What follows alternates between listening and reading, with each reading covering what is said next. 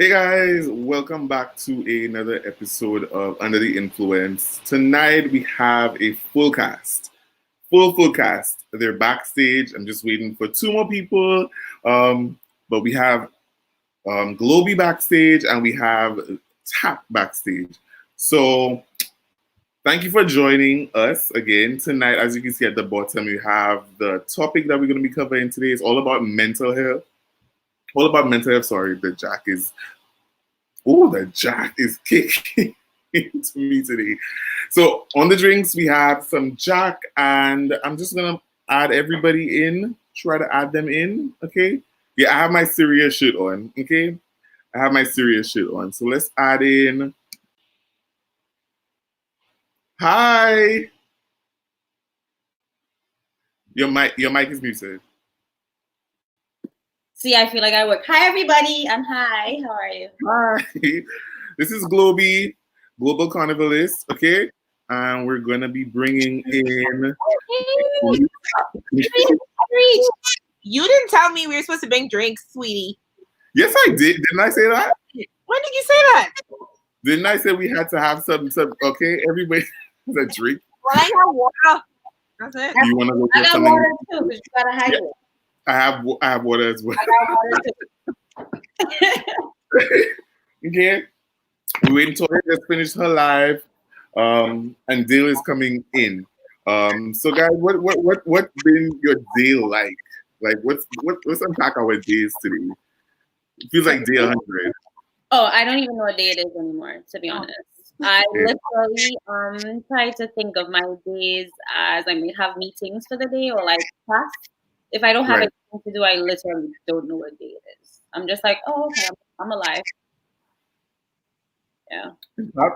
Amen to that. I know exactly what day it is. It's day 58 of me being on quarantine.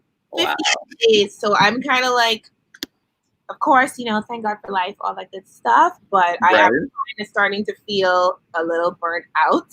And I need a break. I need to get out of here. I need to be free. I want to go to brunch.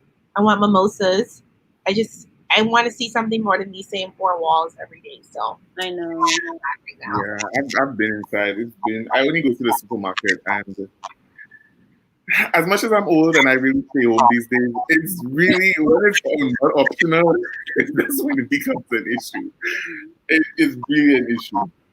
I don't know. I don't know what day it is right now. So exhausting. Going to the grocery store now is so exhausting. Like they wearing the mask, they keeping the distance, they having to wipe the groceries, they making sure you're not too close to anybody. Like it has completely changed how we've even seen grocery shopping as being convenient and then being something that's like so lackadaisical. No, like there's so much intent behind it, and that in itself is exhausting. Yeah, for sure. It causes paranoia. I went to get like some stigmas and I almost had a mental breakdown, like because I was just like, oh, and literally me and one man, we rowed because I was like, you too close to me. And I was just like, there's too many people and I can't take it. I almost had a panic attack for real. But a lot of people doing like delivery. Are people doing grocery delivery? Yeah, we have Instacart, which is an option. But then like the anxiety again, do I want them touching my food? It's a risk either way, I feel like. It is, but it's just so much unwarranted paranoia in a way. Like you're literally overthinking everything. And I'm not even an overthinker, so the fact that I'm overthinking now is distressing. But luckily over here we have one supermarket. Well, I mean we have like a monopoly situation going on with the supermarkets. But one of them, prior to the whole monopoly, it was like a more expensive supermarket. So people still have the idea that it's still more expensive. So thankfully it's empty most of the time. Oh, that's so I go in there. Huh? Like a Whole Foods? Yeah. Right. It's like one of those, and people don't really. There'll be a line literally across the street at the other supermarket, and there'll be everything there. So I spend a quiet 2 hours in there to just kind of de-stress. That's my outing. 2 hours in the grocery store? Yeah, because I have to go for every aisle. Every aisle. Now for us, we have like the aisles have these arrows that tell you like you have to go in a certain direction now. You can't just walk in and out as you usually would. So I think even being cognizant And now, like, I come off as this sort of asshole because if I see somebody coming up an aisle, they're supposed to be going down. I'm like, where you going? Like, this is the wrong way. So all of that, like, again, completely changed the game. Completely. Another one of our guests is backstage, so I'm going to bring him in. Say hello to Dale. What's up? Backstage, this is pretty cool. Hey, everyone. We fancy over here, okay? Backstage. This is Dale. I just let you introduce yourself. Did I make anybody else introduce themselves? I'm sorry, my rude ass. Hi, Dale. I'm Globey. Hi. Hi, This is Tap from Bahamas. Globey is a Trinidadian and slash. Do I call you American? Slash Lucian. And she's a Lucian. She has a flight passport. I have a passport from everywhere now.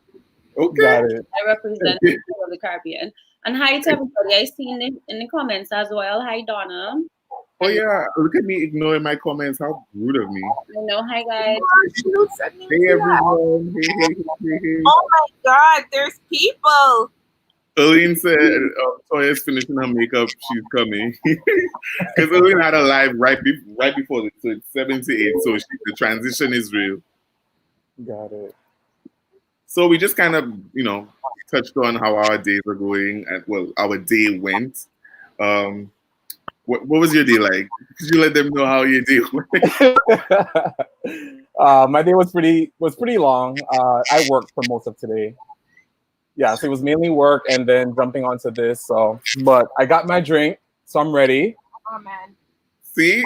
I didn't tell her about it. And I know. Oh, wow. I told you. When did you tell me that? When did you tell me that? I told you when we did the dry run. You could drink water. It's all right.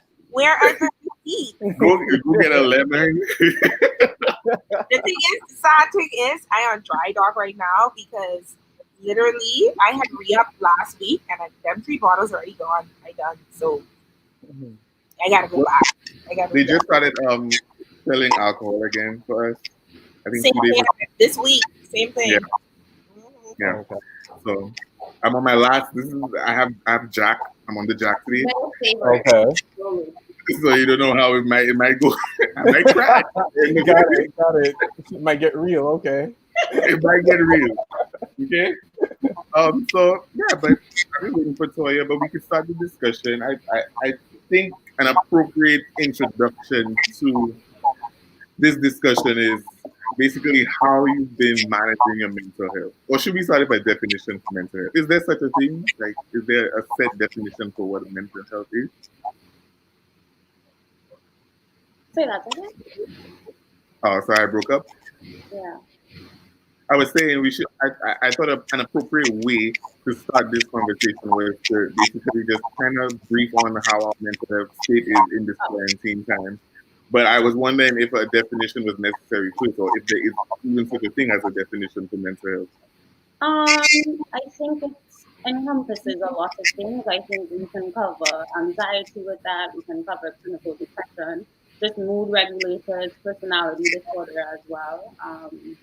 And for a lot of people, depending on if you're now cooped up with family, that might impact how you maneuver yourself through the day. If you're by yourself, I know you're very limited to person-to-person interaction, or just even being overwhelmed with so much stuff. Like, and that's something that I have been having an issue with. I feel like they miss everybody, and now there's so much conversation happening. And then you're getting your peace from your phone, you're getting entertainment from your phone, you're catching up with friends on the phone, you're on social media on the phone. So I think it's becoming, or it can be becoming, overwhelming for lots of people. I agree.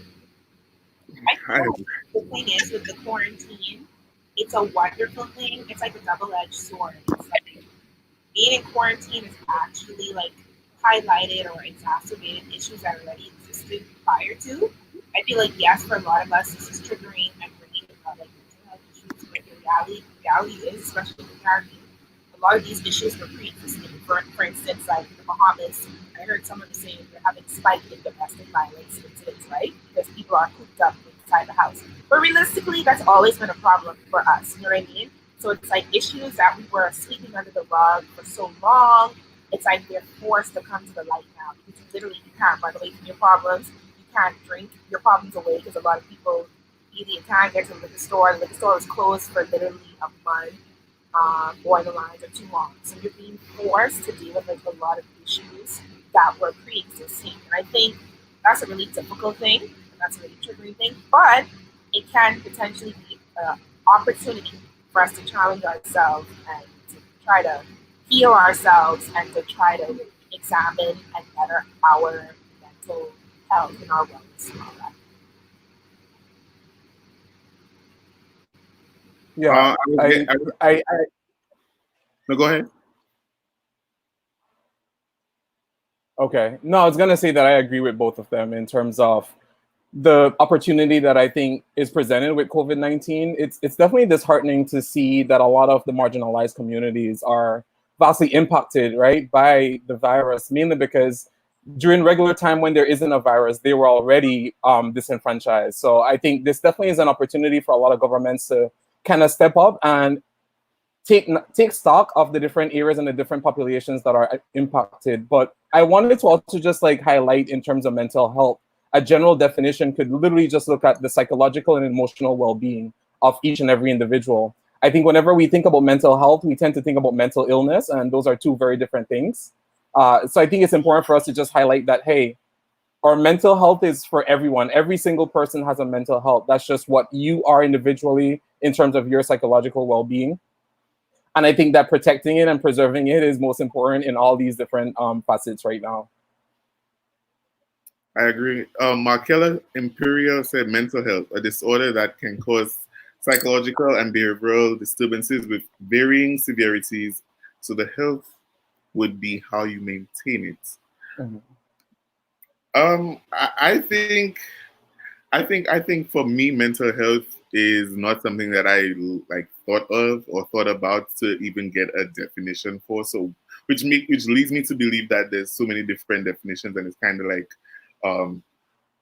it applies to different people in different ways. For me, I feel like when I experience some kind of creative block or not wanting to deal with anything, I suspect that's some kind of manifestation of it. But I'm not really sure that I have a definite answer for that. I've been on my phone way too much. I've been playing Ludo way too much, and that is, let me tell you, Ludo is not good for your mental health. If I know anything, I know if I'm having a rough day and I go on Ludo and I start to play with my friends and I lose, it really I just need to go sleep. Like I really just need to take a nap. And I mean, it's tough. It's been tough. It's really, really been tough. And I don't know. I really don't know what to do. But thankfully, we have the drinks and we have these kinds of platforms to share. Yeah. Monitor that drinking now. Don't use it as a crutch. Monitor that. Yeah. Moderation. That's true. I actually don't even drink at home unless I'm doing like a live or anything. Oh, so now you're on your social drinker? I'm very social. Okay. I'm like, we're about to be judging people right now. Right. I'm judging. Yeah. No, but these days, honestly, that leads to a good point, Dia. Like, I think it's important with everything that's going on for us to remember to practice some kindness towards ourselves and to each other. Like, anytime I feel like beating up on myself, right? Because I produce content and I can have some like overachiever vibes sometimes when I do too much. Like this week, it's definitely I'm doing too fucking much, right? But I always remind myself, like, you're in a flipping pandemic. You're in a pandemic. Like, okay, maybe you ate a whole set of ginger snaps, a whole package of rich tea biscuits. It's okay, sis. Don't worry yourself. Like, it's okay. You deserve it.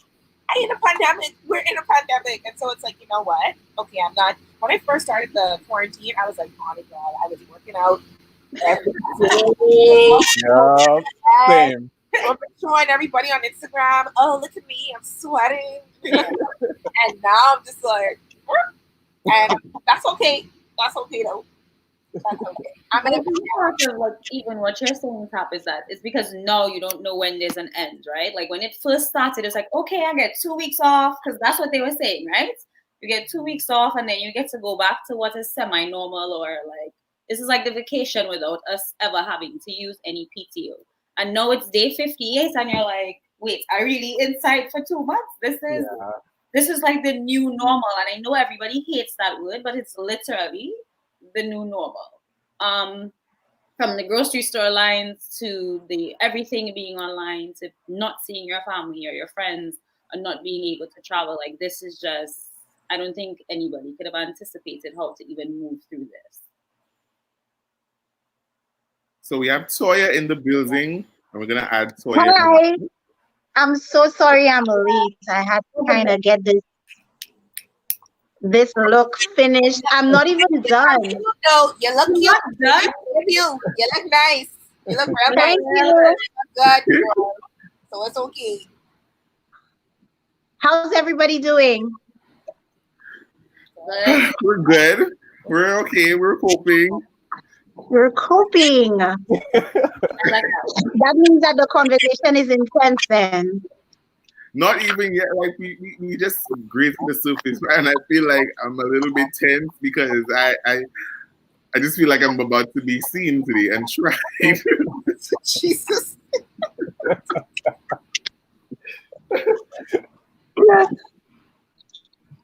I think, so where were we? I think I entered when you guys were having a conversation.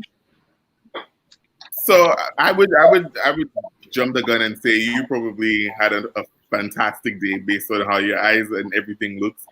But we kind of just touched on how our today went and kind of related it to, our mind and our mental.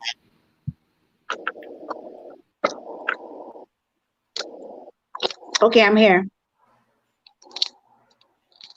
We're asking, how was your day, Toya? My day was good. I have no routine, really and truly. It's you do the same thing over and over again. You wake up, have breakfast. I try to plan my day before. So I would like go online, look for a recipe to try, just to keep my mind and my whole spirit active. You cook lunch. We are eating 2 meals a day in the house because I just feel like there's no need for us to eat 3 meals a day. What's the point? So that's really how my days usually go. So wake up, make breakfast, make lunch, watch a movie, start a series, continue a series, and then get tired enough to go to bed. That's like my normal day. I just want to say, Toya, I appreciate your self-control. 2 meals, that's goals, all right? I have 2 meals by midday, all right? I'm snacking. Lots of snacking. Okay. So I feel like when Toya just said, and go to bed, what time is everybody going to sleep? Because my time now is finished. Like 1 p.m. is literally like 6 p.m. to my body. Like it's ridiculous. Yeah. My time has completely changed too. I go to bed like 2, 3 in the morning. Usually I go to bed like 10, and now it's like 2, 3 o'clock. Why? Like that's not good. The last couple of weeks for me, and I'm already a night owl. Like the last couple of weeks, I was getting to bed like 5 o'clock in the morning. But what I was starting to do was a bit disturbing though, because honestly, like last week and the week before, I started like late night online shopping. Like, and I was like, okay, this isn't normal, and may be a stress response to what's going on. Like I had to clock it. I was like, hold on, girl. Like literally every night, I'm not kidding, like going online and like reading promotional emails and just buying things. And I was like, you know what, girl, I think you're internalizing what's going on. Like this is affecting you and you're trying to make yourself be relieved through shopping or like that, that rush with, trying to cope. And so I had to put an end to that. I put an end to it like last weekend. And so let's hope I stick with it. I did buy some things last night, but those are for work. Like, they weren't frivolous things. Like I was buying frivolous things like clothes, swimsuits. Where am I going? I don't know where I'm going anywhere. Mhm. So, but like last night I bought some work stuff, and I think like we're all seeing now, we're at this level. Like Globie said, when it first started, it was like, oh, okay, this is nice. I ain't gotta go to work. I love this, working from home, blah, blah.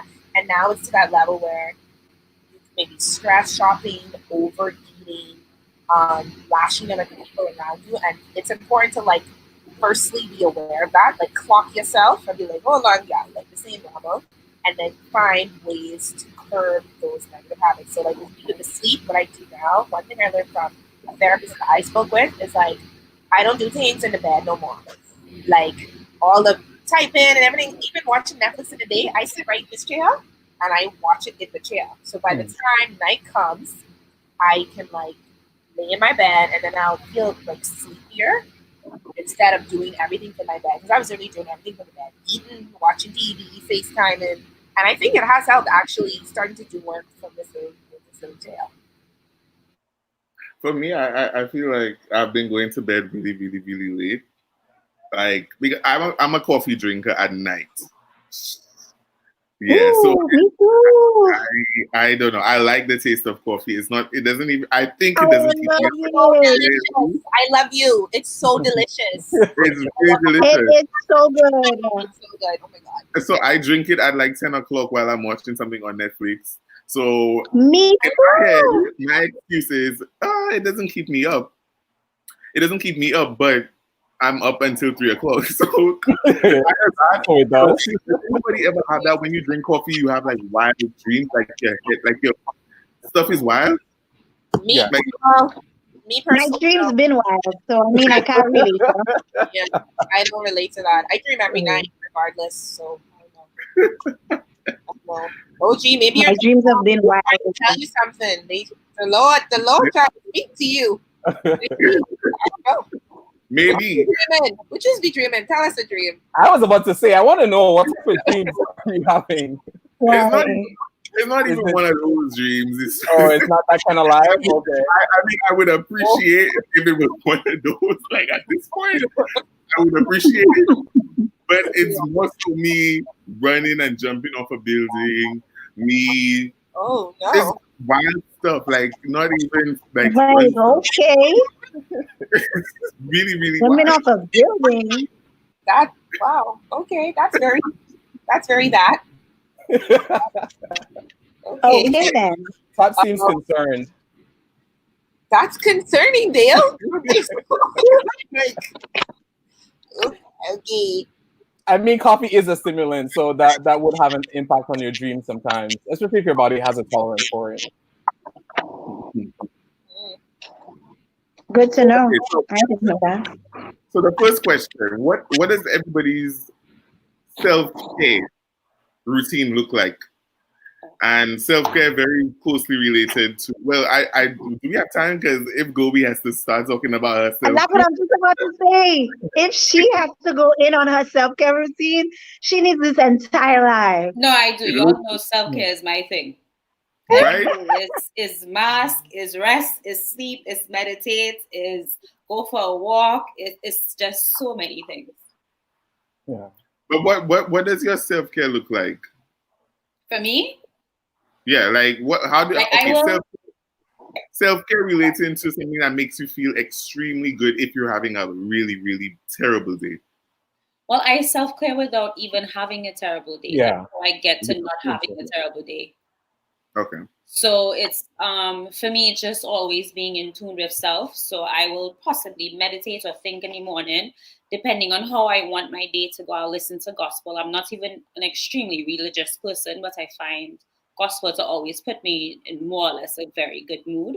Or if I listen to Rick Ross, if I want to feel like a drug dealer for the day, it really just depends, like how I want to set my day. And then I'll always do like some kind of mask on my skin, like a cucumber mask or something. I will do cold pressed juices because there's a lot of connection to when you eat clean. Sometimes you have the perception that you'll feel better. But you are literally like trying to make yourself feel better internally from the gut. And so I focus more so on that. Then I'll go in my backyard. Sun really makes a big difference for me. If I can get sunshine, I realize like that will put me up as well. So yeah, that will be my process. And then going to work and trying not to get annoyed. And I say going to work, being online and trying not to get away with all of my coworkers. That's good. Yeah. Globie, you have very nice skin, by the way. Thank you. I'm always brushing it and soaking and all of that. That's possibly why. But I do think in this time, like taking care of yourself, it's like you are all you have. You could lose your job, people pass away, you could never take a trip again, but taking care of yourself and your body and all of that is what's integral to you trying to maintain some kind of sanity in this situation. So true. Agreed. What about you, Tap? Do you engage in anything self-care and your mic? Sorry. Self-care. For me, I'm definitely like a big skincare enthusiast. So I love sheet masks, just like Globie and skincare things. They make me feel like I'm doing something productive and nice for myself. And then if I'm really on it in terms of the self-care, I would love to start my day and I have like a Bible app and I'll do like devotionals and that'll make me feel really positive. And then after that, I'll do like affirmations. Like there's these set of affirmations on YouTube that I really love. So I will play them and repeat them. And also, what's also been very important on days I feel shitty is like cleaning my space. Because I am kind of like a messy person, I'm not gonna lie, very like, So like when I'm filming and stuff like that, like things get thrown all over the place. And when I actually take the time, like this, I think Monday, yes. I cleaned up, I mopped, I sweep, I did new bedding. I even burned some like Palo Santo, just kind of cleared the space physically as well as I guess spiritually and mentally. And that makes me feel really good when I can look around and be like, oh, it's so clean. And it just kind of declutters my mind. And then also for me, self-care, because I am somewhat extroverted. I'm more of an ambivert, but I am extroverted. So every now and then, FaceTiming a friend, like connecting with people, because this is a very isolating time and you can feel very lonely, especially if you're in the home or an apartment by yourself. And FaceTiming my friends every now and then makes me feel, it cheers me up, but like it gives me good energy. And like those are some of the things that I do to make myself feel better. I was working out. I ain't doing that no more. So we'll see. We'll see if I can do that. But I know I was doing so good. But I know I ain't a pandemic. Whatever. You and me both. Same. What about you, Toya? Well, we know you love a good makeup. So is that part of like your skincare, your self-care? Not skincare, self-care? I try not to wear makeup as often as people think because I just like my skin to breathe. For me, gospel it has always been my go-to. So I would listen to that even throughout the day too. But what is the most therapeutic for me, and people don't even notice, I like to be in the kitchen. I'm in my kitchen probably half of my day. I'm in the fridge. I'm trying to think of a recipe. I'm looking for something to do. I'm organizing my spices. And this actually gives me some sort of joy. I don't know. And I'm pinning a lot of things. I love Pinterest. So this is my sort of therapeutic outlet. I go on Pinterest and I could stay on Pinterest. You see how people stay on Instagram and Twitter? Pinterest is my thing. Like, this is one of the most like brilliant apps that they developed. I think meditation is something I started doing as of last year. And I like to sit outside and drink coffee. So when I wake up, I put my gospel music, I sit outside, I drink my coffee, and then I start my day. If I don't start my day like that, I'm a little cranky. Like, honestly, my coffee, my gospel outside, I'm cranky. For sure. OG. Yes. Hi. You saw that comment? Someone say KFC is self-care. I agree. Sometimes you gotta that little 2-piece spicy barbecue. Ooh.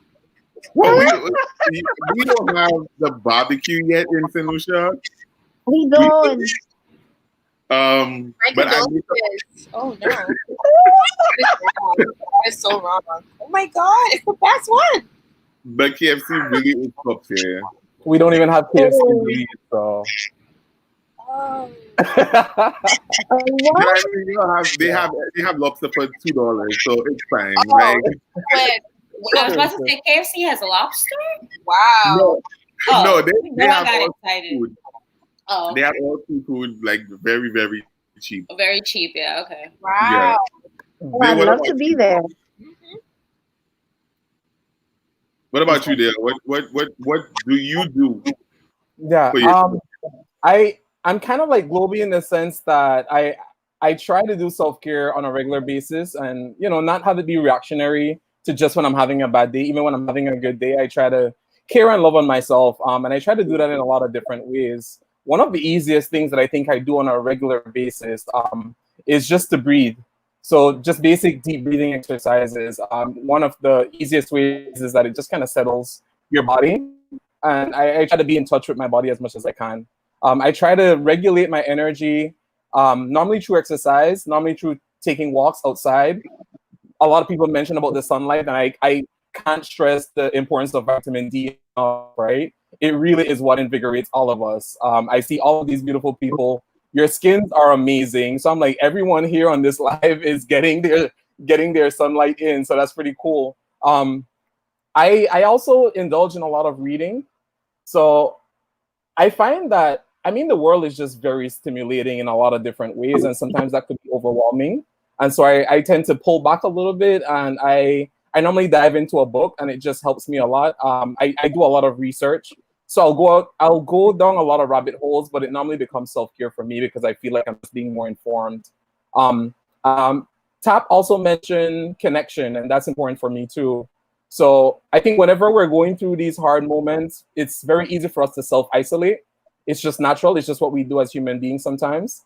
And I think that forcing yourself to be connected to people, obviously you're going to be intentional with that. I try to be intentional with what's the type of energy that I want to allow into my space.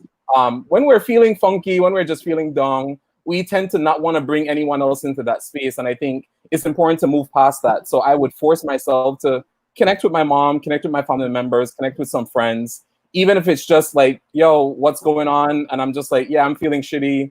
And people could just be with you during that time. But I think that's a part of my self-care, being vulnerable in that way to let someone know, like, this is where I'm at. I don't have a reason as to why I'm feeling the way I'm feeling. I just do.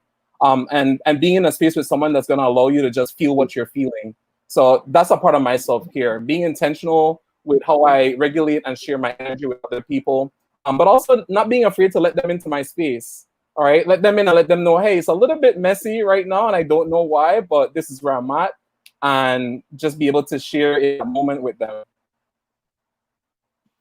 That's really, really good. That's really good. I just wanted to piggyback off this comment. We hear a lot about self-care a lot, but what about those people who have just coping mechanisms, whether healthy or unhealthy, just a way to stay sane? And I think that kind of relates to me a little bit because I'm not really the self-care in terms of like doing like routines, like skincare routines and stuff like that. Cleaning, I don't know. That one didn't speak to me. Cooking didn't speak to me either. I'm okay. So first of all, just some background information. I'm an only child, so I'm accustomed to just being by myself. So coupled with being a Sagittarius, I don't know if anybody else gets into horoscopes here, but I just kind of like stay to myself, and I have to sometimes remind myself that probably I'm not feeling the best today. And my mom would come and she'd be like trying to show me everything on Facebook because Facebook is their Instagram, right? So they always on there they come in 3 days later after something is viral on Instagram and like, oh, look at this, and I'm like, I already saw it, and then I have to remember like, be nice, you're just probably going through a rough day, and then I slowly come out of that shell. For me, I have this weird thing, right? I've not done it, but for me to keep sane, I kind of send stuff up. I don't know if you know anybody who does that. Like I would sit and what do you mean, like to heaven? Like I would sit here and spin something and my mind would be all the way, like that's how I plan stuff, that's how I kind of get creative. I would sit and literally become somebody else in my brain and just zone off and then have to snap back. So I don't know. I mean, I'm one of these people who wouldn't give the whole, bells and whistles for self-care because I'm not really into it or I'm not sure how to go about it. So I liked what y'all said. I really like that everybody is in tune with themselves, to be quite honest. I have a question. Dale, are you a mental health professional? Someone asked in the comments. Yeah, I am. You need to handle with OG. That's a bit concerning. It sounded like an association to me. I don't know. But I think you should say something about that. Look, Petal said zoning off is good for your mental health. It really does help me. Yeah. It really, really does, because it just takes me out of the reality, which is being stuck in a house. And I could be in, the Bahamas. I was supposed to be in the Bahamas, by the way, side note, for Carnival, so that really bothered me. Okay. But anyway, me and Globey were supposed to be out in the Bahamas. Well, at least this time, whenever it happens, I guess next year, I'll actually know y'all, so that would be exciting. Look at how things are. That worked out, so we definitely will link up next year. Dale, since somebody asked, I just realized that we didn't get like a little introduction to you and why you sound so eloquent and so passionate about what you just said. So let's get a little, just tell the people a little bit about what you did or do, what you could say. Okay. Yeah, I'm hoping I could also hear about everyone else too, because I don't really know people on the panel. Well, people here right now. So I'm currently a doctoral candidate. I'm doing my PhD in counseling psychology. I'm originally from Belize. I went to UWE, then I moved to the US, did my master's, and moved into a PhD program. I'm also a practicing licensed professional counselor at the time. Very nice. Come through. Well, for me, people don't really know what I did, but Dylan and I were actually roommates at UWE. In UWE, I studied chemistry. So now I'm a chemistry lecturer at the community college in St. Lucia. Okay, so, lecturer. Yeah. So okay. Yeah.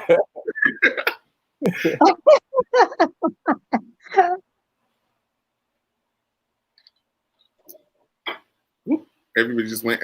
Everybody's mic is off. Sorry, guys. If that's no. I was like, did everybody go quiet? So we all have to give introductions. Just a brief something for. I was a little bit rude there. I just want to get an idea of who everyone is. Yeah. Yeah, Glamour by Toya, makeup artist. These comments are out of pocket. He got money. Oh my God, y'all! Wow! You are the Lord. Wow! People wow! You have to move. You have to go across country. Jesus.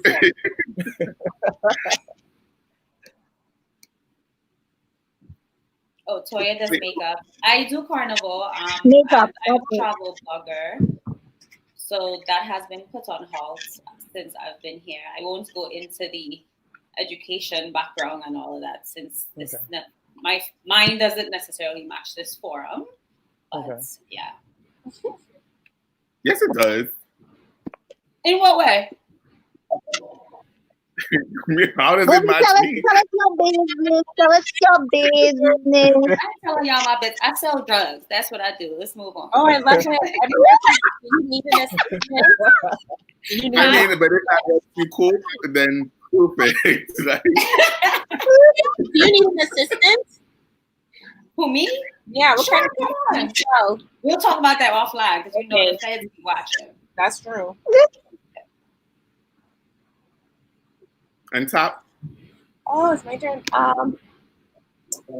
Well, I have been a creative for over 10 years, full-time, creating content and also doing marketing and branding for companies in the Bahamas. So that's what I've been doing basically forever, just creating since I could talk. Since I came out of my mother's vagina, that's what I've been doing, creating telling stories. Got it. Shows like that's just me. That's what I'm passionate about, and hopefully, I can do that forever. Wow! Oh my God! These comments, I love your followers. They're hilarious. Someone say if Dale have an OnlyFans. Love Matthew. No, they did not. Somebody didn't say that. I didn't see that. That's true. Oh my God! I don't see the comments. Girls, Why are you all behaving can't so see it either. uncouth I just don't understand. I love This is that. crazy. Wow. You see, that Erlyn there, she's a problem. We need to block her off. We need to block Erlyn from putting any more comments because she out of pocket. She and Petter. Oh my God, I live for it. I live for it. So, I have a question My for husband. Dale. We didn't hear Toya though. You did it? Oh, your section No. is messed up. She tried to be. I'm a makeup artist, brand Got it. ambassador, All right. business owner. That's it, really. Entrepreneur, going through with everything. All right. So, Dale, I have a question. Okay. In your opinion, how important is mental health awareness? Because clearly, for me and a lot of people out there probably don't even know what mental health is. It's probably something they hear on the news, or they figure out it's the white people thing, you know, that kind of way. Especially in the country, I think it's an American thing. So, how important is being aware of your mental health state? Oh, how much time do we have? I think I think that we place a lot of emphasis on our physical health and our physical well-being. And my thoughts are always just, I wish that we would parallel that with our mental health because it's just as important, if not more important, if you really think about a person's functioning. So for me, I think, especially within the Caribbean context, we have a lot of negative stigma as it relates to mental health. And I think it's important for us to acknowledge that that's as a result of like colonialism, right? That pretty much they came in, they robbed our resources, and they pretty much told us that we're dumb and we're stupid and we don't need any type of sustenance, right? And as a result, then it kind of left us a little bit handicapped in a way because we feel as though we just have to grin and bear with everything. And so for me, I think mental health awareness is important because I want, or I wish that more people would just acknowledge how important it is for their well-being, and understand that your functioning on an everyday basis is very important, and that it's okay to not be okay sometimes, as simple as that is, right? I feel as if though whenever I think about the Caribbean context, we're all resilient people. We strive. We continue to be the best people that we possibly can. I just wish that more people would understand that it's okay to get some support as you do all these amazing things that you're doing. And I think, not to go on a soapbox here, but when I think about just mental health awareness, I think about the fact that a lot of Caribbean countries don't even have proper policies in place, right? Whereby government could actually put in the services that people actually need. So what we have is that right now we have persons who struggle with sometimes very chronic mental illnesses, and as a result, all we do is that we want to lock them up. We want to put them in a home, put them far away so that we don't have to think about them. But the sad part is that these people are our moms, our dads, our uncles, brothers, sisters. And I just don't think that any human being should ever have to be in that situation. So I think I want the awareness to be as widespread. Yes, I love that. I just saw Pedal's comment. It's okay to cry. It is. I definitely want people to be able to just take stock of how they feel, the awareness, because I think that's the thing where people aren't aware. A lot of people use the word disassociating a little bit earlier in a funny manner, but in reality, that's what a lot of people are doing because they don't want to face the reality that they live in. But that's also not their fault. So I just think that we really need to raise more awareness so we can understand how important it is. And men and mental health is a whole other conversation. But I do hope By the way, it we're is. going to be having an all-male panel for that conversation. So stay tuned Perfect. for that. Yeah. But Yeah. Dale, you even bring up a very good point about mental health in the Caribbean overall, and even our parents' generation to how we see mental issues now. I remember like being younger and just expressing that you probably feel sad, or you being a Caribbean person telling your parent that you're depressed. And they literally is like, what is depression? That in your mind, go and sit down somewhere. You know, like they don't necessarily talk about it, or they feel uncomfortable, or they really just feel like it's something we've made up. They don't want to address the issue, and most of them are probably struggling from mental health issues themselves. And so that in itself is like, you can't get the support. I can think of countless times I'd probably call my dad and be like, you know, Daddy, like, this is not really going so well with work or whatever. And he'd like, girl, you're good, you have a job, or you complaining about? Yeah. But really, just having a job and they're probably lacking fulfillment, or your manager stressing you out, or whatever, is not the right way to necessarily go about handling people. And I think that's what our parents are missing. I'm very proud, though, that our generation and even generations to come now in the Caribbean are at least a little bit more open about having these conversations and being the support system for each other. Yeah. Like when you could see our parents on live like this, right? about mental health. So what That in Chloe itself said, speaks volumes. that's really powerful, and I think that's something that a lot of us struggle with, and we need to find a way to release. Like, and it ties into what Dale talks about with colonialism, imperialism, and a lot of our grandparents and parents being direct products of that, or closer products of that, and understanding that they have their own trauma, and us giving them, I guess, the grace to understand that and to kind of, I guess, accept it. Because I think for me personally, for so long, I would go back and forth with my parents about like, why can't y'all communicate?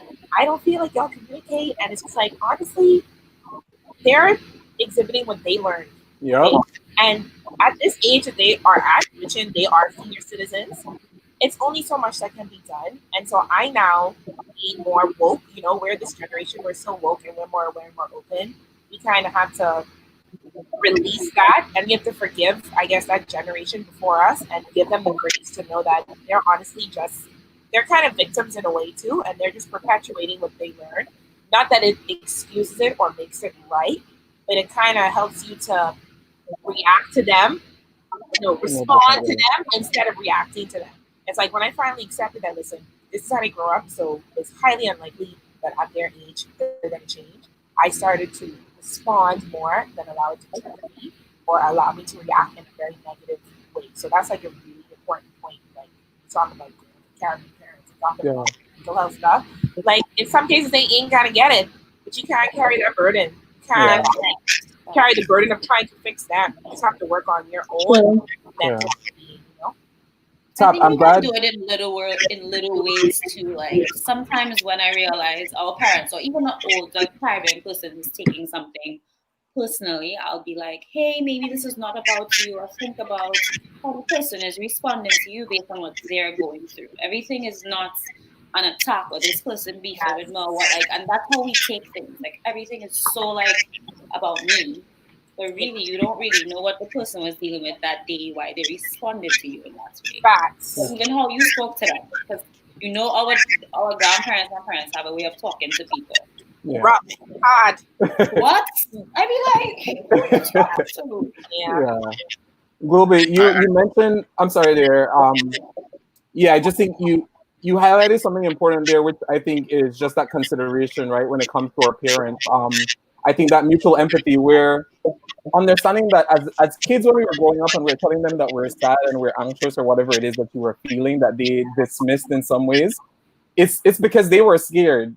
Their thought is, I don't know how to fix this thing, so I'm going to tell you that it doesn't exist, right? And so I think it's important for us to have an understanding that, like, hey, they were parents trying to understand with the limited knowledge that they have in a lot of different ways. And at that time, it was just a lot of fear that came up because they didn't know how to fix certain things. And that's what parents want to do, right? Parents want to fix things for children. And when it comes to mental health, it is so complex and hard to understand sometimes that a lot of people just rather dismiss it and pretend that it's not a thing. And I feel like that's a big part that plays with a lot of our parents.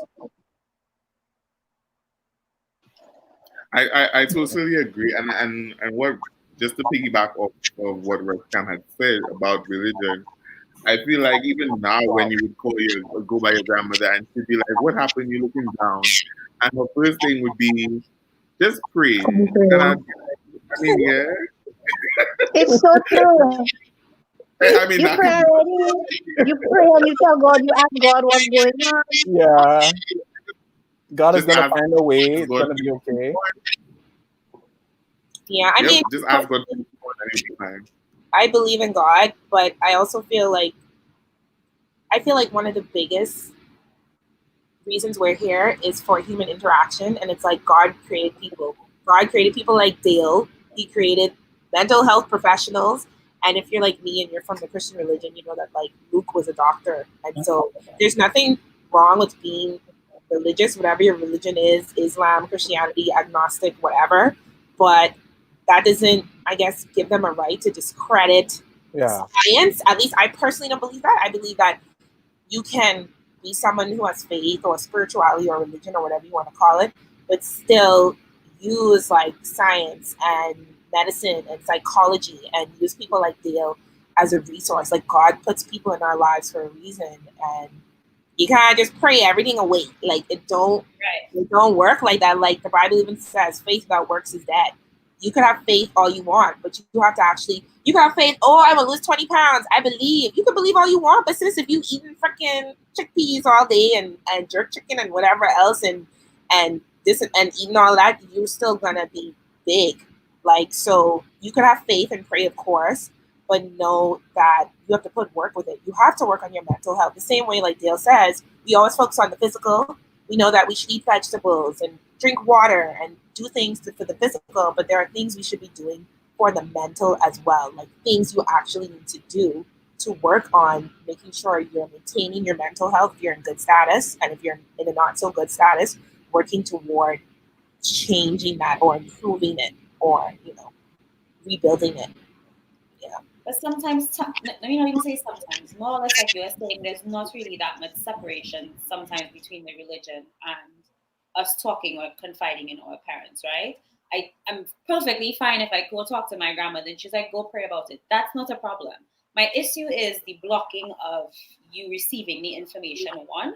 And then two, when I confide in you, you then tell my business to Auntie 1, Auntie 2, Auntie 3, or whatever. So now you're breaking down the barriers of communication. You now have a, let's say, range of somebody that's 20-something years old in your house who no longer feels like even engaging with you. And that in itself compacts the mental issue.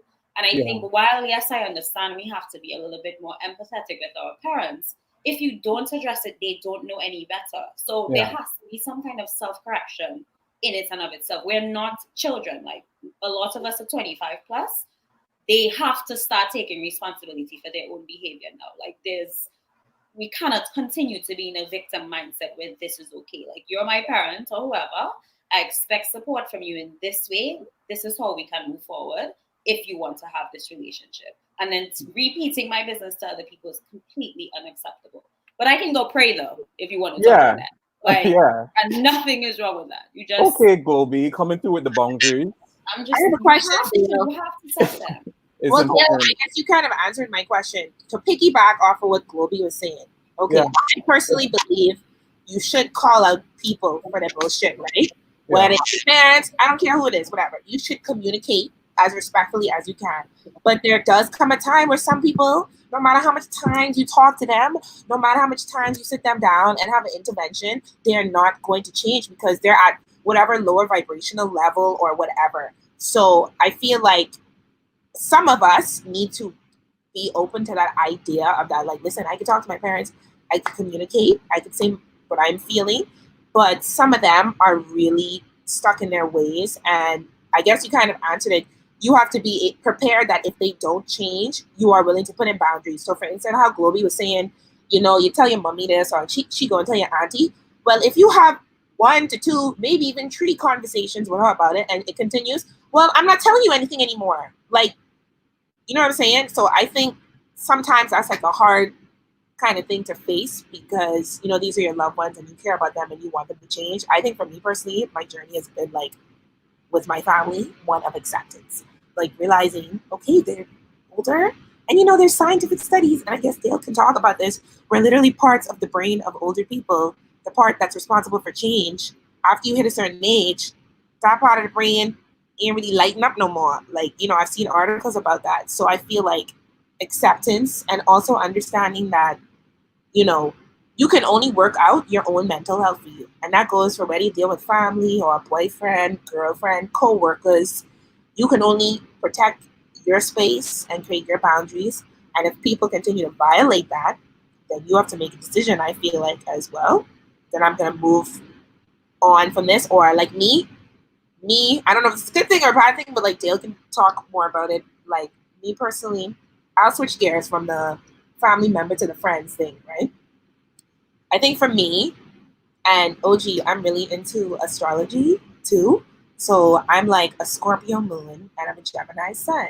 And for me, so for me, like one of the most important things in any relationship, whether it's friendship or romantic or family, is two main things that I want. I want fierce loyalty.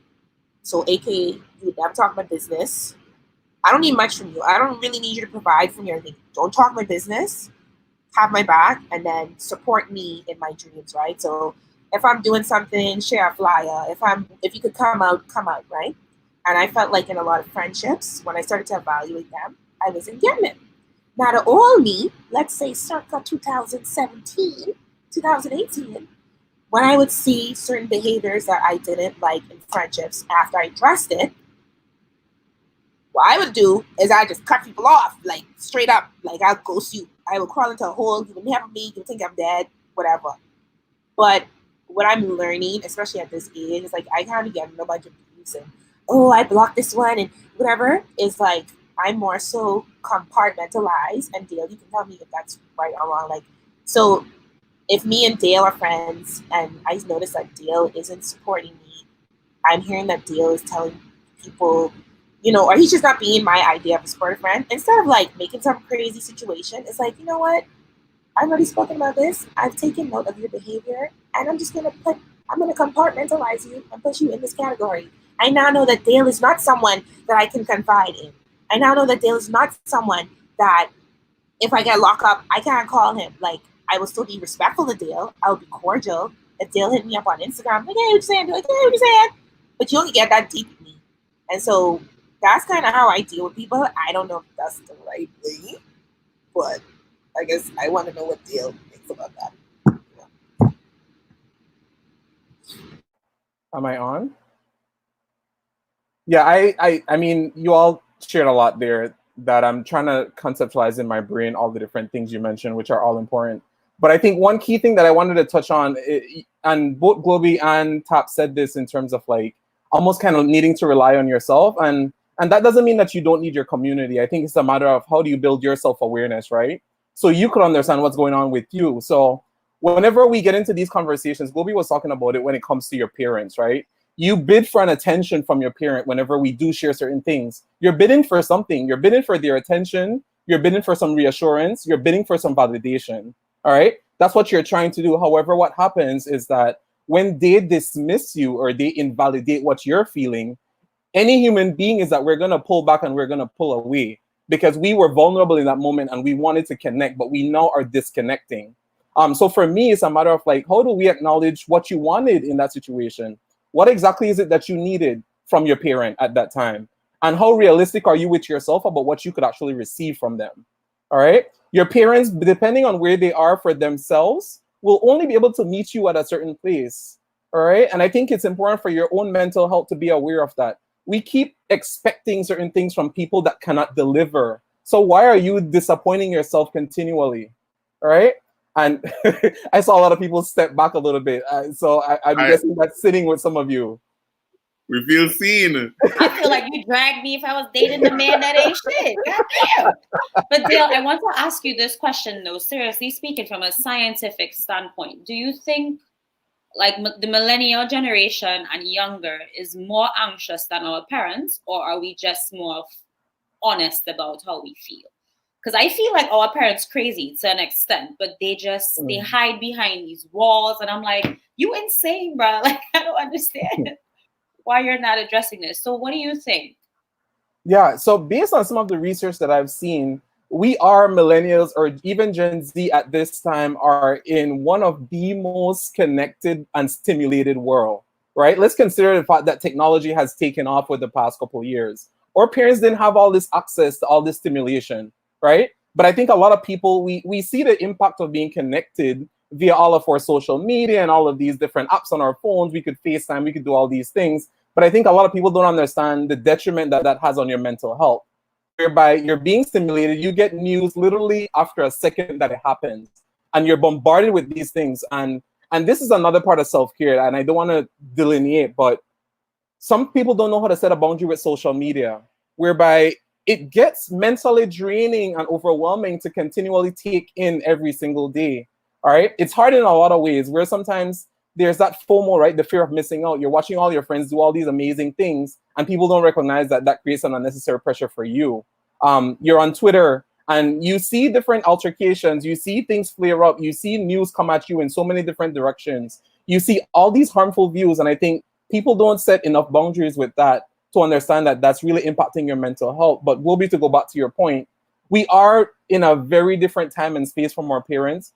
I think we do experience more anxiety, but it's as a result of all the stimulation that we're getting, all right? And we're also in the state of the world that we're in. We are kind of in a shit show in a lot of different ways, all right? It's part of my language, but that's kind of what we're in right now. We are experiencing some phenomena that no one else in the world has ever experienced in their space and time, especially our parents, all right? And I think it's important for us to acknowledge that we are in a very, very different time. And a lot of the stimulation that we're getting has been beneficial in some ways, but it's also created a disconnect between us and our parents in a lot of ways. I have a question for Dale on just to ask, like, the stimulation. Could you talk a little bit about, I think for us in the chat, especially being Black people and seeing what's going on, like every time you scroll, it's like these Black men getting gunned down, Black women, sex trafficking. Like, how do you balance? Because for me personally, like, I feel like it's important to stay woke or be aware of what's going on in the Black community and the Black diaspora, period. How do you balance, like, staying abreast of what's going on, but not, like, I guess, depressing yourself with that kind of imagery and also eventually becoming numb to it? Because I feel like sometimes when I see, like we saw with the young man who got shot on a jog, like in the States, and it's like sometimes my reaction to that stuff like frightens me. It's like I see it and it's like, oh, okay, another one. Like, yeah, ain't nothing new. Like, it's almost not, yeah, I'm getting used to it, and that's kind of scary. So, like, how do we manage that, or I guess deal with that, or cope? And then tied into this question as well, in terms of somebody who's seeking somebody to talk to, and how you kind of get that relationship going. If somebody is there even an avenue to talk about basically the desensitization of what's going on and just trying to find somebody to talk to? Yeah, all right. So you're really putting me to work tonight. Okay. Yeah, no, Tapi, you mentioned an important point as it relates to the desensitization that tends to happen. So speaking from a personal standpoint, continually seeing the killing, the torture, the erasure of Black men, but Black people in general, having come from the Caribbean and living in America and having to readjust to my Blackness, really put a lot of pressure on me to develop some more healthy coping strategies. It is very depressing. It's disheartening. I see myself in a lot of these Black men that are killed. I live in a rural part of America whereby I could easily be one of these victims. So for me, it's a continual bombardment where I try to ensure that I do not completely disconnect. But it is okay to set a boundary, and I feel like some people feel bad about that. They feel as if though if I'm not retweeting this tweet, if I'm not reposting this picture, if I'm not using this hashtag, they feel as if though that is signifying that they don't care. And it's not that I don't care. It's not that you don't care. It's just that you are trying to mitigate the mental stress and strain that comes from you taking in all this information. So for me, especially with the recent, I think Aubrey, the guy that was killed, for me, it was a matter of setting some boundaries in terms of how often I'm going to be getting on social media. I tried to be intentional with the conversations that I had. I knew the spaces I could go in to actually talk about it, rather than people just posting about it and expecting that that's going to make change. I think that plays a part. But I think just being intentional with how you protect your energy, it doesn't mean that you don't care. It just means that you're caring for yourself until you have the energy to re-engage with that material. And I think that's the best way for all of us to kind of manage everything that we got going on. To kind of lead into the next question. Mm-hmm. I'm sorry, go ahead.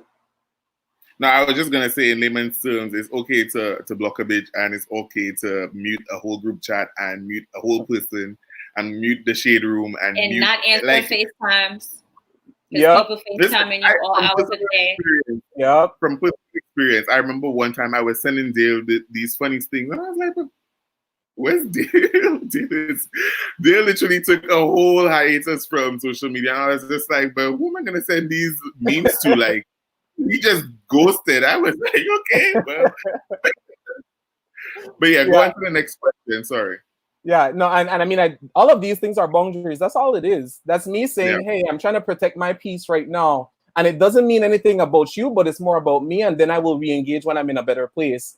And I think that's just important for us to be able to hold on to, because we said it, people will try to bypass your boundaries at all costs because it's their self-interest, right? If they want to reach you, if they want to connect with you for whatever reason they don't care about your boundaries. And they're going to push past it if you allow them to. So I think it's just a matter of self-care for you to hold strong to your boundaries and understand that it doesn't mean you don't care and love people, but you're trying to care and love on yourself right now until you're in a better place.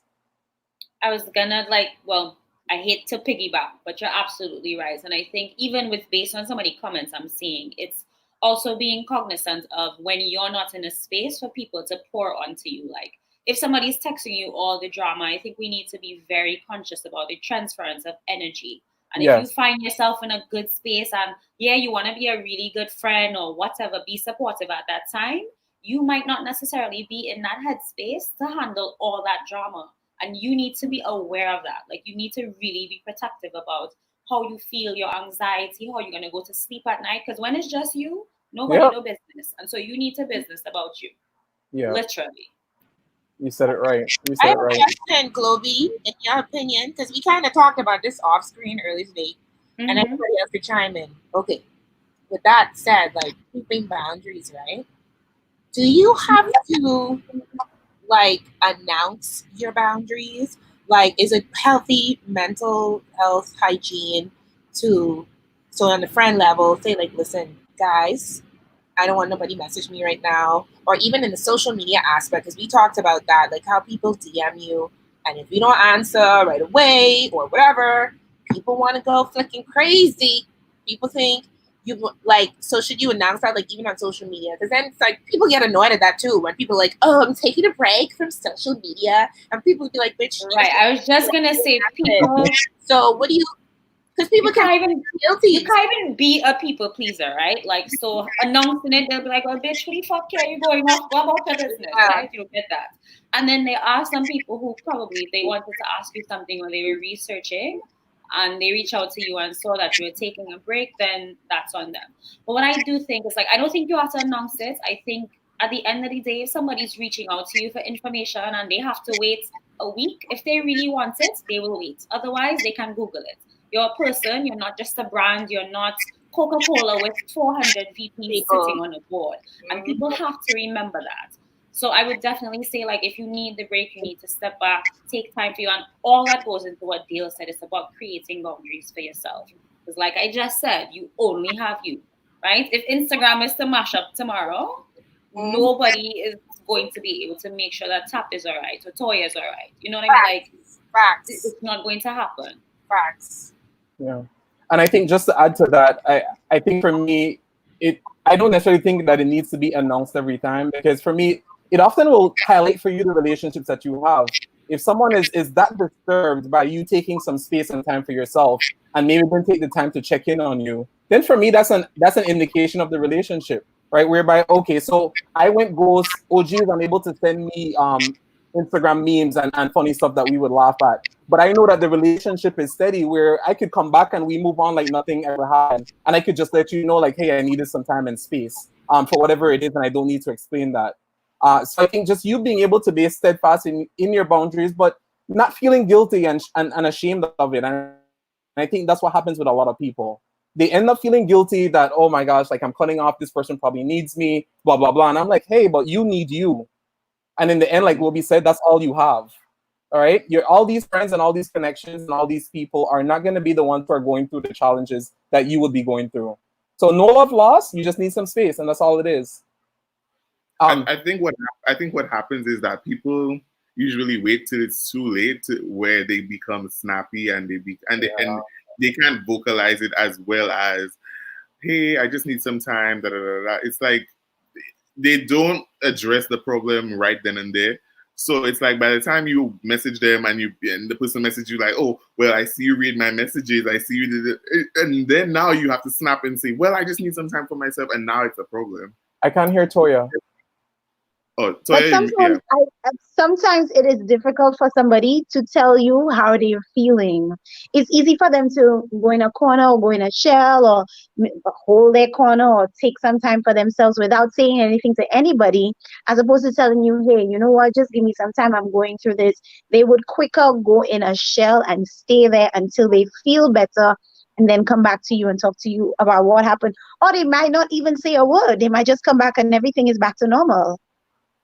Yeah, because I think what happens is also because we choose or we have certain things that make us happy or kind of like lends to our mental health in a positive way. I think people kind of equate us being on, let's say if we say, I don't want to talk to anybody, but then you see us retweet something and then all of a sudden it's like, oh, but I thought you didn't want to be on social media. Or I thought you didn't want to talk to anybody. But they're just hating bills in here. No, that's my thing. Okay.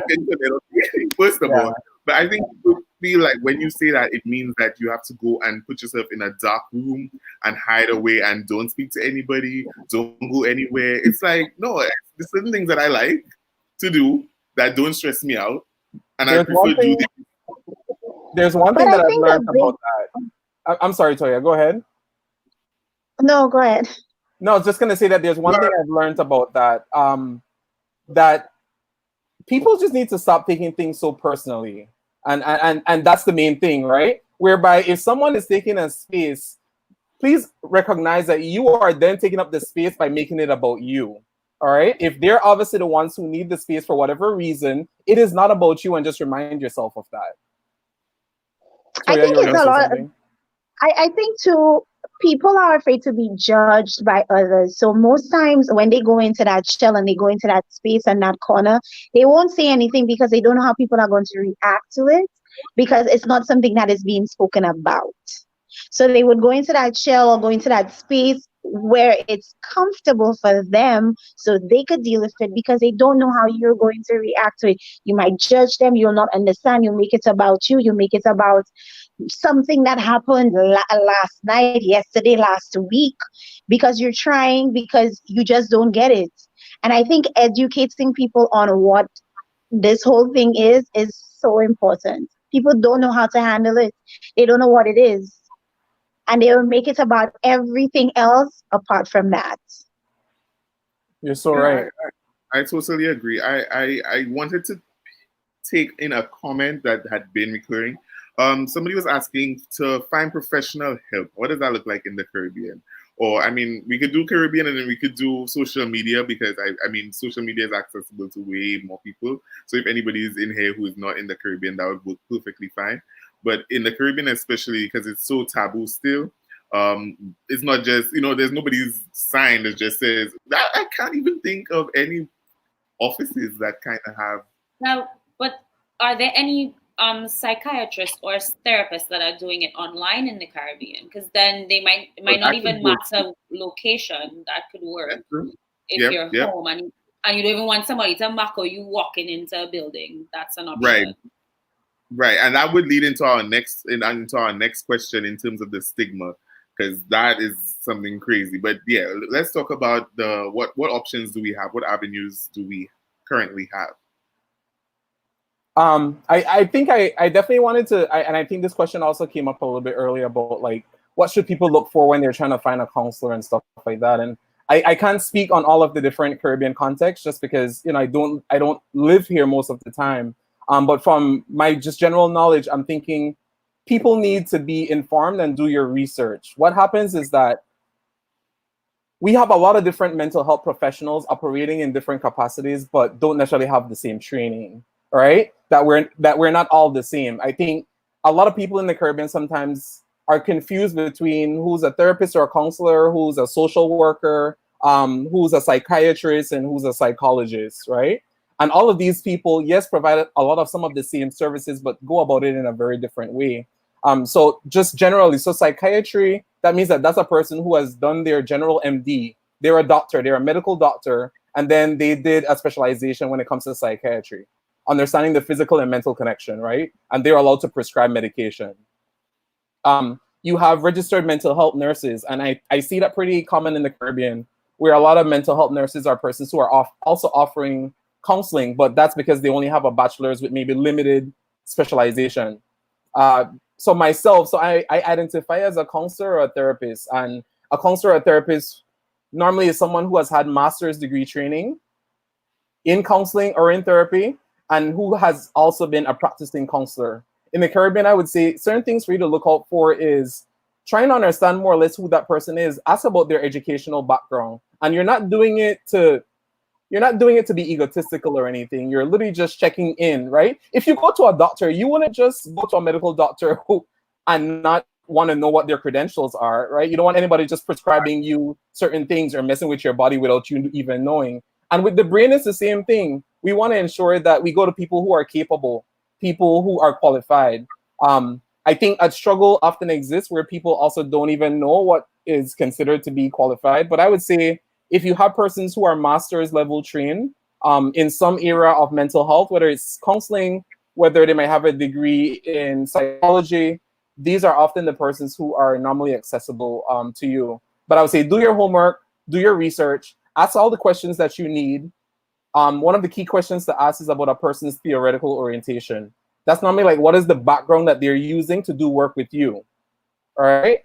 Because there's a lot of, I've seen in the Caribbean, there's a lot of like pastoral type counseling. And I think that that could be effective in a lot of ways. However, you need to understand if a person is coming from more of a religious Christian background, because that's normally going to maybe determine the frame that they use to work with you. All right? And so I think just being mindful of all these different things, and also reaching out if you have any questions. I should probably put my information. Yeah, I saw people ask a question about waiting until you have a breakdown, and I think therapy should be something that is continuous. You don't even need to have a big problem, right? You could literally just want someone that is neutral to your life, that doesn't have any personal take, or they're not your enemy or whatever, that you want to go express ideas from. A lot of us have a lot of childhood trauma that we could go talk to someone about that would not be offended based on the way you were raised. And like I see you, Rush said therapy was the best money he ever spent. Like my parents made sure like I had someone to talk to that was outside of them. And I would say therapy is the best money they ever spent. And even as growing up, because I went when I was more like in high school, it allows me now to communicate my boundaries and how I'm feeling so much better, because I've been trained essentially to be able to do that and to be able to express myself as to how I'm feeling a certain way, and taking away from triggers not necessarily coming from other people, but from within. And I think that's why therapy is integral. It can teach you the tools to manage your own trauma, how you're feeling. And I definitely think you should go before the big blowout happens, because then that's possibly too late, if I can say it, to put it like that. Yeah, you're right. And I think whoever said that is right, that many people wait. I think people are just reactionary, right? They wait until things really blow up and there's a crisis, and then that's when they normally seek the services. But by that time, a person is almost in survival mode, right? And so you made a great point there, Wilby, that it is important for people to reach out and invest their money. I think sometimes in my head, I just keep thinking, you would possibly go to a doctor to help with whatever it is that you're going through, so you could have a better life, right? Better well-being. Why not invest in your mental health? Because it's just as important. Someone had asked a little bit earlier about myself, and I have been in counseling for the past 3 years, where I've been in my personal counseling. And that's been a consecutive thing that I've done intentionally for myself. And it was hard at first. I won't deny that. It was definitely hard being able to lean into that space, especially as a Black Caribbean man, and what that meant for me to be able to acknowledge emotions and not feel the shame that goes with that.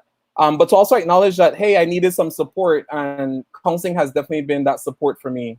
And I guarantee you that if you are ever able to enter into that space with a counselor, someone who is going to be loving, who's going to be caring, who's also going to be challenging, give you undivided attention, who's going to be objective, who's going to be a sounding board for you, sometimes people just need to hear what their brain is saying, because it gets all wrapped up in there. An image that I think about when I think about counseling is kind of like in your brain, there's balls of yarns and it's all wrapped up. You get with a counselor or a therapist, and that's because they help to straighten it out. They just help to give you back exactly what you want. Right? That's my job. I'm just there to be a mirror for the things that you already have in your head. And we just tend to strategize. We problem solve in some ways, and we help you work through life. And everybody, I think, needs that space. Every single person in this world needs that space. Do you think that group therapy is okay? So between group therapy and one-on-one sessions, which one do you think kind of helps the most, or is there one that's better? Like just going off of this Steffi Ann's comment, Yeah, her family and she did therapy together. I don't know if I could be able to sit, and I think that would be, I don't know, how has anybody else done it? And if not, Dale, do you think, because I know you do both, yeah. so which one have you seen better results from? Honestly, they both hold merit. It really just depends on what the issues are. I think, like someone Right. was saying earlier, especially in the Caribbean, we have so much generational trauma as it relates to our family members and our ancestors and everything. Things that have just gone unresolved that no one has ever talked about. And I think that that's some situation where you could have some collective healing that needs to take place, but then also taking stock in the fact that, hey, we also need some individual space so we could individually work through the things that we need to work on. So I think that honestly there's some power in both of them. All of it comes down to healing, and that's the main purpose of it. I would normally recommend for people to be in individual counseling first, so you could get an idea of maybe some of the issues that are underlying, and then maybe recognize, hey, maybe my issue really lies in my family, and that's where we need to address it. Or maybe recognize it's not my family, it's just me, and I need to address it myself. I think to kind of lead into the stigma of counseling and of mental health, I remember secondary school. I went to an all boys school, SMC, and from what I remember, counseling was for students that were giving trouble. Like that's how they painted it to us. Because I don't think anybody else really went to see the counselor unless you cursed at a teacher and then they thought that, oh well, you probably have a problem, so you have to go to see the counselor. Or instead of getting caned, because we still had corporal punishment, you go to the counselor. So that was kind of like, a better version of being reprimanded. So, but it was still some sort of, being reprimanded. So that's why I feel like a lot of people, and I don't think primary school has that, but secondary school definitely. But it kind of leads to what people's perception of counseling is. It's like either, well, something's going wrong that's obvious or evident to other people around us. I honestly wish there was some sort of counseling for just counseling for your subjects, counseling for a rough day at school, counseling for a rough day at home, and everybody, maybe even part of the timetable. Like, I know it's probably impossible to fit in, but no, that could work with group, I guess, like a group therapy kind of thing. Yeah, definitely. I agree. I think I wish that counseling and mental health would be taught as a priority, right? We learn based on the institutions that we're a part of. When you're in school, especially in the Caribbean, your mental health is not necessarily something that I think is prioritized. It's often from a very negative place, whereby anyone goes to counseling, it's almost like you have some issue going on, that something is wrong with you, and that's not the reality. But yeah, counseling in school was normally like guidance counseling, try to make sure that they tell you what courses you got to take, what high school you want to go, and stuff like that. Rashid said, do you want to be a doctor or a lawyer, bitch? No, but that is a Caribbean overall. Like, you doing economics, you doing engineering, what's up? Yeah. What you doing? That is it. Yeah. And if you didn't have an answer, you were bum. Like, what's good? Yes. Chanel said National Health Helpline. Ooh, that's a tongue twister. Suicide's helpline. And she gave all this in the comments. To dial 203 and press call. Train call responders are waiting to help. So there are options in St. Lucia. I just feel like it's not really advertised well. Yeah. It'd be great if you probably put these in, the comments, or I don't know, the bio. Yeah, I don't know. I don't even know if these hotlines do really work. Like, do they work? Like for Caribbean, Let's call them right now. Caribbean Let's call them right countries. now. Somebody call them right now. What's it, 203? Yeah, I'm not 203. in Lucia, so somebody call them. 20. Let me call, because I feel like a lot of these things don't work. They don't. Somebody's there 24/7. You call and no one answers. Let's say you on the brink of a suicide attempt and you call this hotline, no one answers the phone, and boom. What happens Because then? in the Caribbean, everybody is on 9 to 5. No number sign? No, I just saw 203. Let me see. Yeah, she said 203 and press call. She said it's a 24-hour service. Yeah, I see one that says 5. You think it working? Wait, you really think it working? Like, seriously, it's not working. At a busy tone. Someone asked a good question. What can you do in lieu of going to psychologists and therapists? I think Dale kind of touched on it earlier, the fact that, you know, we have to remember that in a lot of ways to get quality therapy is somewhat of a privilege. Like, a lot of us are really blessed and able to, like my therapist is like, what, $150 an hour, $150. So it's like, not everybody can afford that, especially now with the whole lockdown situation. I was telling Goldie and OG, 20,000 persons in the Bahamas have lost their job. You know what I mean? And so, honestly, therapy is not a priority financially. I need to eat. I need to, you know, I don't know, keep the lights on. Like, this is what people are thinking. So if you're not able to afford a therapist, or if you can't even like catch the bus there, or like, what are things you can do? I know Chanel mentioned the hotline, but what are some things you can do if you don't have access to going, or maybe really extreme, you don't have access to calling? Did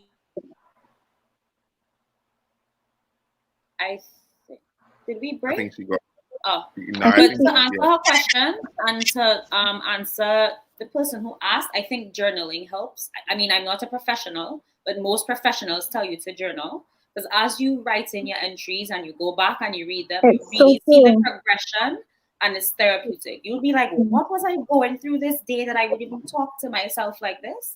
And I think that in itself can be therapeutic if you don't feel like letting anybody else into your thoughts or your thought process. But Dale, as a professional, you can give your opinion. And Dale, can you make that a two-part answer? What are some things you can do, and what are some things you absolutely should not be doing in lieu of, or people you should not be talking to, or negative, I guess, coping behaviors in lieu of not being able to see a professional? Yeah, Globee mentioned an important one, and journaling is a great strategy. I think just being able to kind of, it's cathartic, right? You're writing your thoughts, and sometimes it's kind of like it allows you to externalize some of the things that you have in your head. So that becomes really helpful, and you're able to kind of go back and maybe see some of the challenges that you have in terms of your thinking. And for the most part, a lot of us are very self-critical, right? We don't talk to ourselves nice. And to me, that's one of the easiest things that we could do in terms of helping to maintain our mental health. Like, talk to yourself nice, tell yourself nice things, tell yourself all the things that you'd want anybody else to tell you, because what you're doing is that you're filling yourself up, you're loving on yourself. What happens whenever you're having any type of episode, whenever you're having any mental health issues, is that it gets very dark, it gets isolating, we get very critical, we get a lot of shame, we get a lot of embarrassment. And those are the times when we need to kind of affirm ourselves. And so affirmations is a great way, positive affirmations, telling yourself that you are capable of all the things that you want to do, telling yourself that this is only for a temporary time, telling yourself that it is going to be okay. As cliche as it sounds, that's all you need to do sometimes. To remind yourself that everything is temporary. All the things you're experiencing, it feels like your world is crumbling and that you don't have anywhere else to go, but this is a momentary thing. It's only going to last for a bit, and you need to just remind yourself of that. Another strategy, I think, is people don't often engage in fully being free. And when I say fully being free, we could often do this with a lot of creative mediums, whereby some people sometimes it's okay to just dance. Sometimes it's okay to listen to music. Sometimes it's okay to sing at the top of your lungs. Sometimes it's okay to do all these things that people might think is a little bit awkward or weird. But honestly, these things pump a lot of dopamine into your body. A lot of feel-good hormones are being released whenever you do these interesting things. So keeping that in mind, I think, is helpful. Things you should not do, definitely don't go on WebMD and start to self-diagnose. All right, that's the one thing you do not want to do. That is me. Okay? I thought I had People love to do that. People Yeah. love to do that. I told my doctor, I went to my doctor and I demanded a brain scan because I was like, I have brain tumor. Wow. I was just a sinus infection. Were you on WebMD? I was. Yeah. WebMD be like, you're breathing too hard, you're dying, you got a brain tumor. I'm like, oh my God. Yeah. And I was serious. Yeah. I was You like, have 6 months to live. I want to. Yeah. So definitely the things you should not do is definitely don't self-diagnose. Diagnosis comes from a professional. It comes from someone who has done an extensive history on your whole background, who's able to have all that information and the knowledge, and has had training to make such a diagnosis. All right. So you don't want to self-diagnose. All that does is that it creates even more of a stigma towards that. See, I'm seeing dance, color, even cooking. Those are all amazing ways for us to just fill on ourselves. I think another key thing is connection is so important. We all want genuine, honest, open connection with people, but we often don't get it because we're often afraid and we're often ashamed of what that might be. And not everybody could hold the space for you that you need. But I think if you have friends, if you have loved ones who could hold a space for you where they could be non-judgmental, where they could be objective and reassure you and just give you that love and that care, I think lean into that. That's really helpful, especially when you're in such a dark time. Can I just share something that's happening right now? Like currently, so I'm trying to do this, right? So I'm seeing more than you guys are seeing. And I'm seeing the comments and I'm seeing y'all and I'm trying to mute mics and then I'm getting messages. I'm getting feedback. This is happening. This is happening. And I just literally had to say it to my group of friends who are doing an amazing job at keeping me on track. Guys, I'm here. Like I'm up to here. And like they stopped and everybody understood.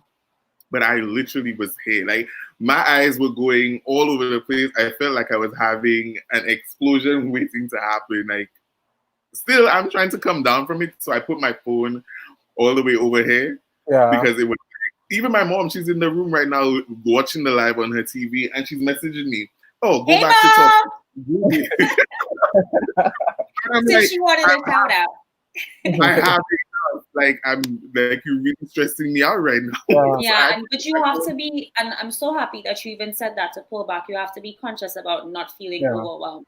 Sometimes I feel like that too. Like when there's too much going on and you want to answer, and like it's like your brain is, that calculation if we always see, like that's how my brain is like, oh my God, there's 5 million things going on. So thanks for pulling back.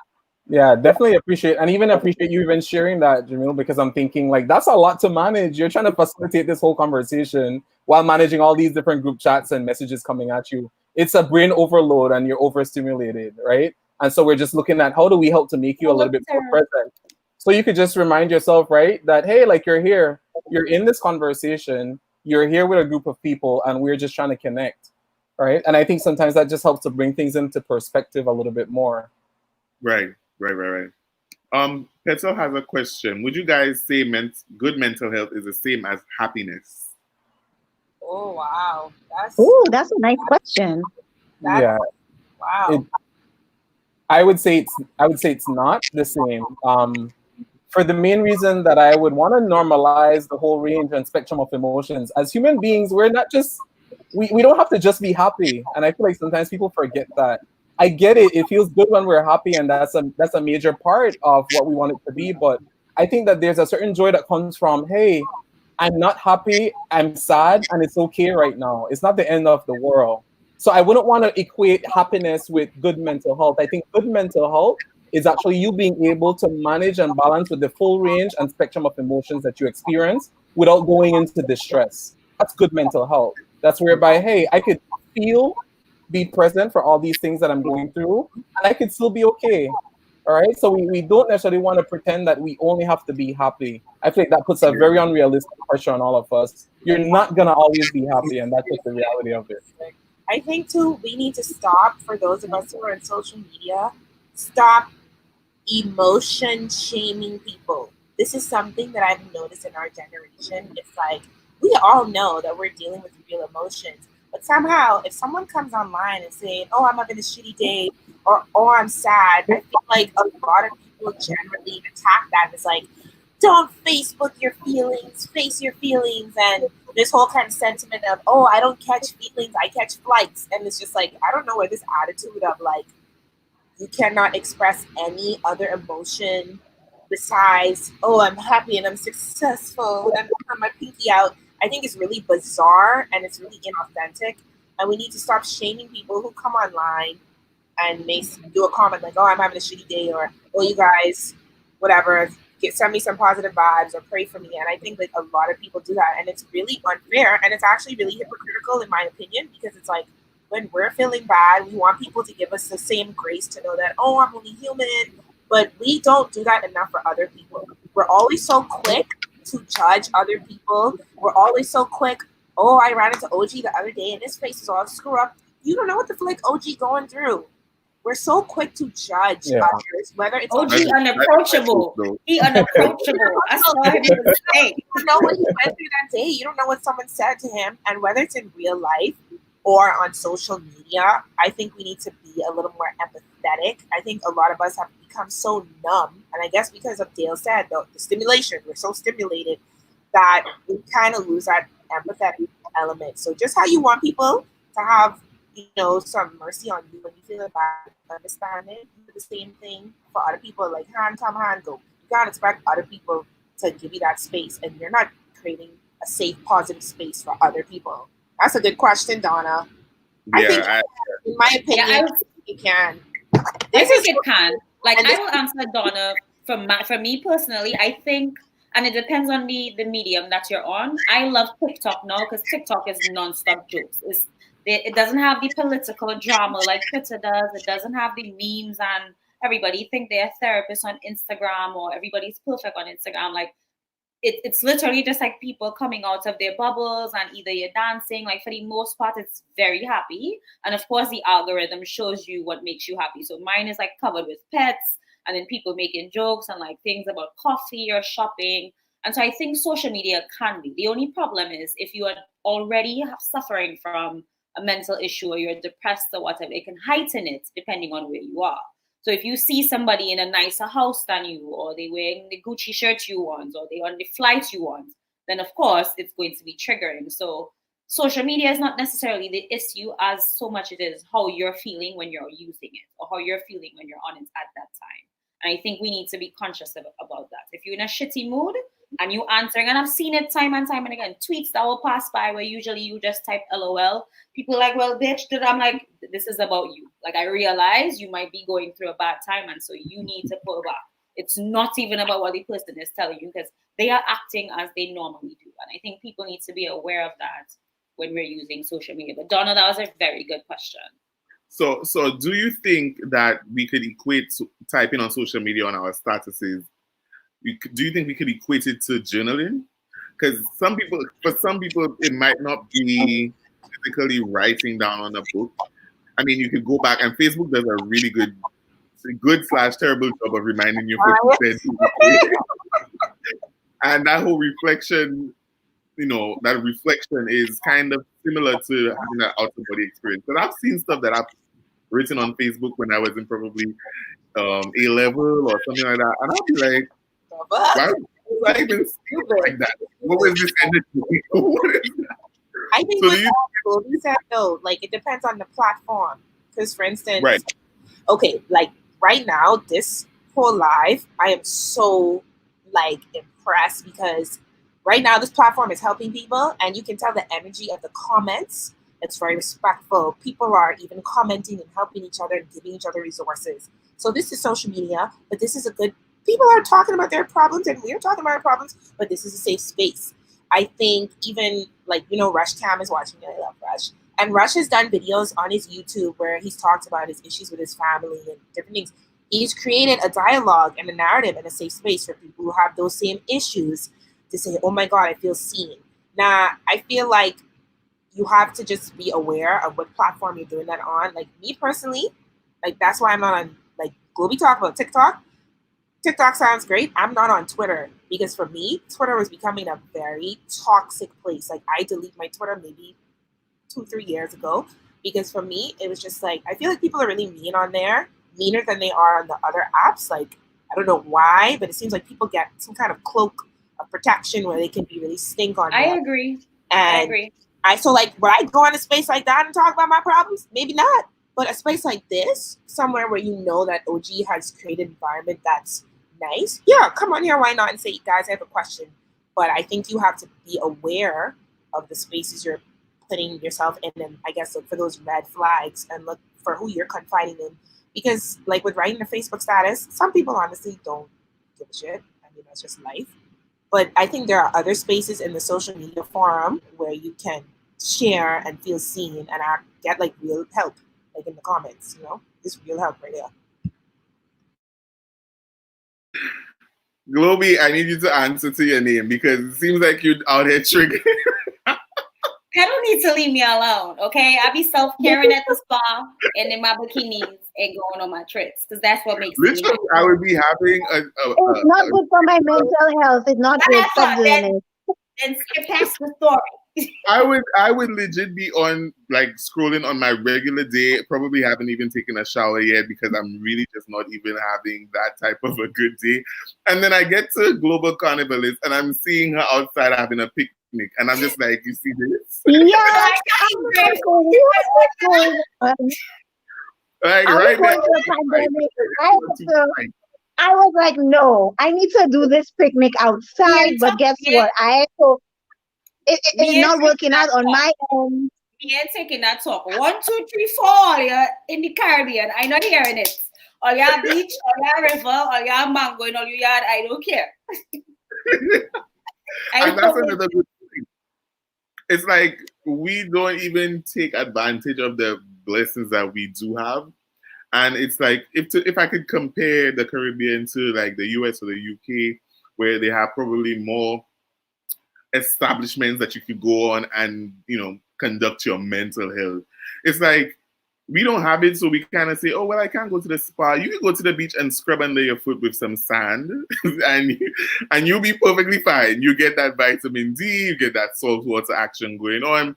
Your skin will be on point, a great tan, and you'll be fine. We can go to the Sulphur Springs for the people who in St. Lucia, and people die to come here and go to the Sulphur Springs. And it's like we have it and we just don't even care. I had to pay $1,200 to come on plane to come all your Jade Mountain and all your Sulphur Springs and all your day inside complaining. And this lady in Bahamas with how much beach? I don't have that. Right? Right? No, that's true, but I just catch OG, you in St. Lucia. Mm-hmm. Mm-hmm. I keep forgetting that. Oh my God. Like y'all have like I think it's like mud baths and stuff like that. I seen. Oh my God, I want to do that so bad. It's crazy that I went the ending of last year.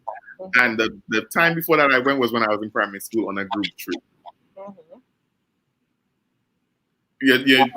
What you said, Toya? I've only been once.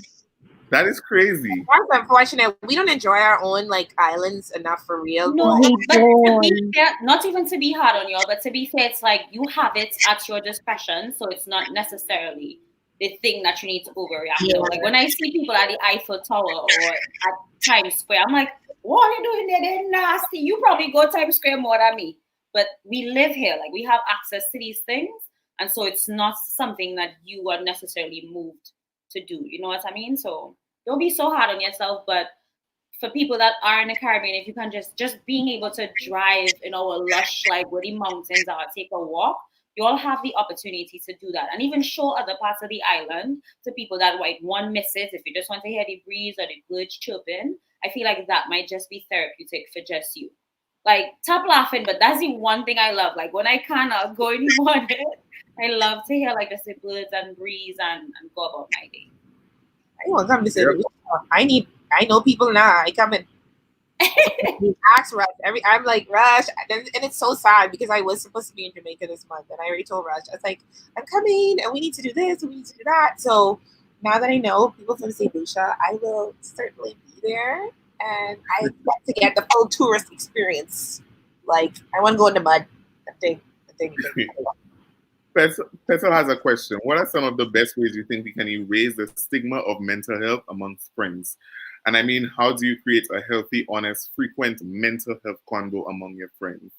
And is it? And I want to add to that: is it okay in the group chats, or do we need to come to somebody's house and sit and have an honest back and forth, or does the group chat suffice? I think for me, honestly, I don't know. I feel like I just don't give a shit. Like, we're all humans. No one's gonna shame me for being a human. And I think the more you talk about it and normalize it, the more people are gonna accept it.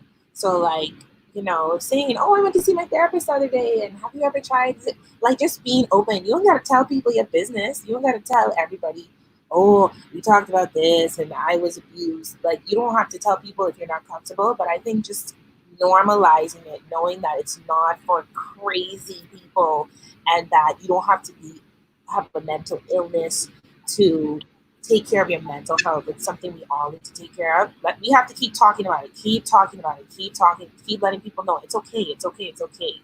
Like, in my friend group chat, we do talk about it, very, very frankly and very honestly. And I think it's good, you know, especially if you're close to people. Like, if you have a friend who has like anxiety or social anxiety or something like that. If I have a friend like that, that's good information for me to know, not to judge the friend, but to almost, the way I view it is to like protect my friend. So if I know I have a friend with social anxiety, that's not going to be the friend I invite to huge parties. You know what I mean? There's certain things I'm not going to do. And so we kind of understand that about each other. And that's the good thing about normalizing it and talking about it. People can know what your triggers are and can look out for you. But again, you have to know who the freak you're talking to. There's some evil hackers out there that can try to use that against you. But I'm going on a tangent. I think to be quite honest, I don't know if one of my friends said, you know, I'm experiencing some anxiety or I'm having an anxiety attack. Like, depending on the friend, you know, something. Okay, I'm gonna be very honest. Depending on the friend, you'd be like, you hit one of like, bitch. And I mean, that's just the truth. Like, I feel like certain people could not get away. Certain people could identify with certain, you know, either mental illness or feeling of anxiety or just not having a great day. And some other people, I guess because of their track record, could kind of not get that same, you know, leeway. So I think it's a very important question. I kind of want to hear Dale on that. Like, you mean like if they just naturally always in a pissy mood? Yeah, in a pissy mood, they just like they're just always negative. We have those friends. Right. You know, some people just always negative. Like, how do you conduct a healthy, open, honest conversation that doesn't feel like one? Because most times in a group of friends, everybody has probably had side conversations about that person who they think is a negative Nancy. OG, you need to dump that hoe. Like, why are you friends with them? Just dump. Like, I mean, why is this person in your circle for entertainment? You're too old for this. Get rid of them. No. You need to drag them in front of everyone. Get rid of that friend. Yes. No. They're not a bad friend. If they're not bad friends, but they just have, you know, a lot of people have friends that just, that's just my friend. It's not that they associate. That's an associate. That's an old associate. Be cool. You're my friend. Do you agree with them there? I don't think you. I think we understand. I do. I don't do that anymore. I don't keep people around just for keeping them around. I have too much going on to do that. I'm sorry. Mm-hmm. Oh, Dale, you're muted. Wait, let me get you. All right. Yeah, I was gonna say that in the midst of that, I lost the question. What exactly is the question? Oh, the question was, the original question was, how do you create a safe space or open dialogue, to your group of friends, in a group chat, in a group setting where you can, they can express themselves about their mental health. And I just kind of took it a little further and said, if you have these friends who, probably always in a mood or always negative, but deep down, that's your friend. Like, sometimes that's your friend. Like, for a fact they'd ride or die, do anything for you. I don't think because they have a mood or they're always in a mood, that's like grounds to like dismiss them.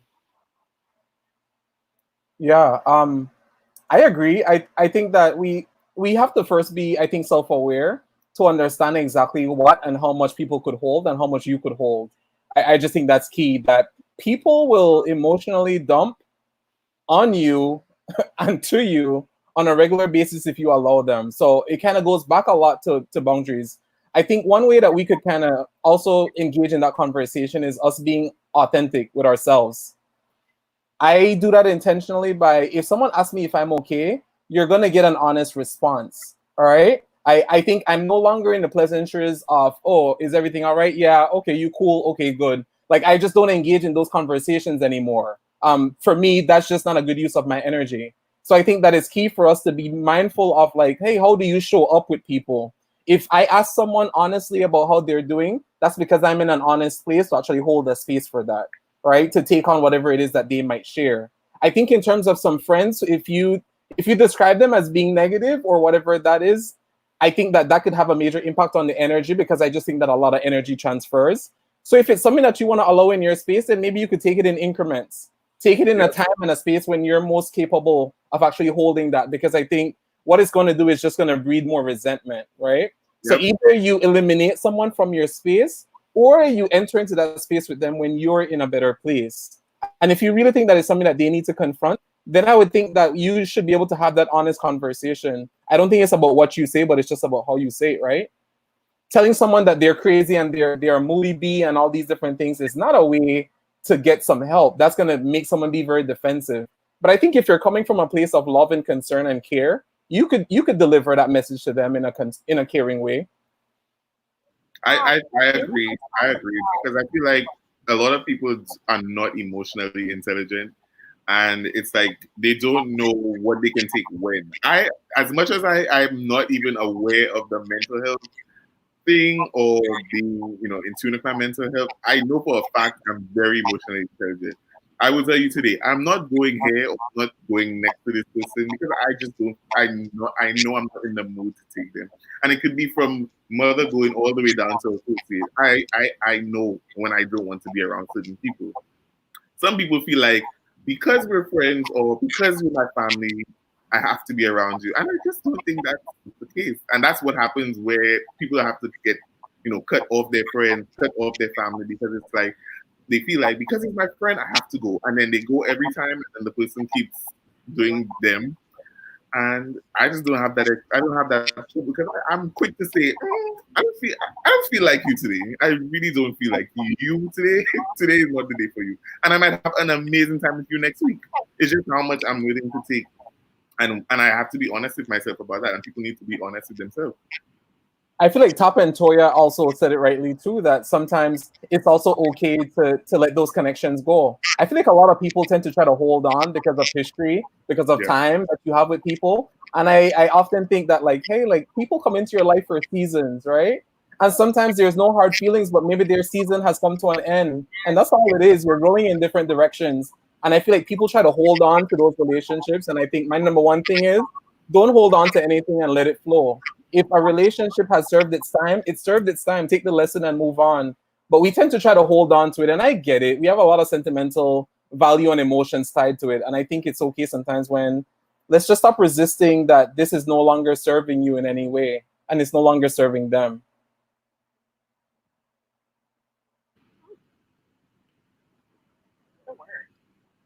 I can't hear what Toya is saying. Sorry.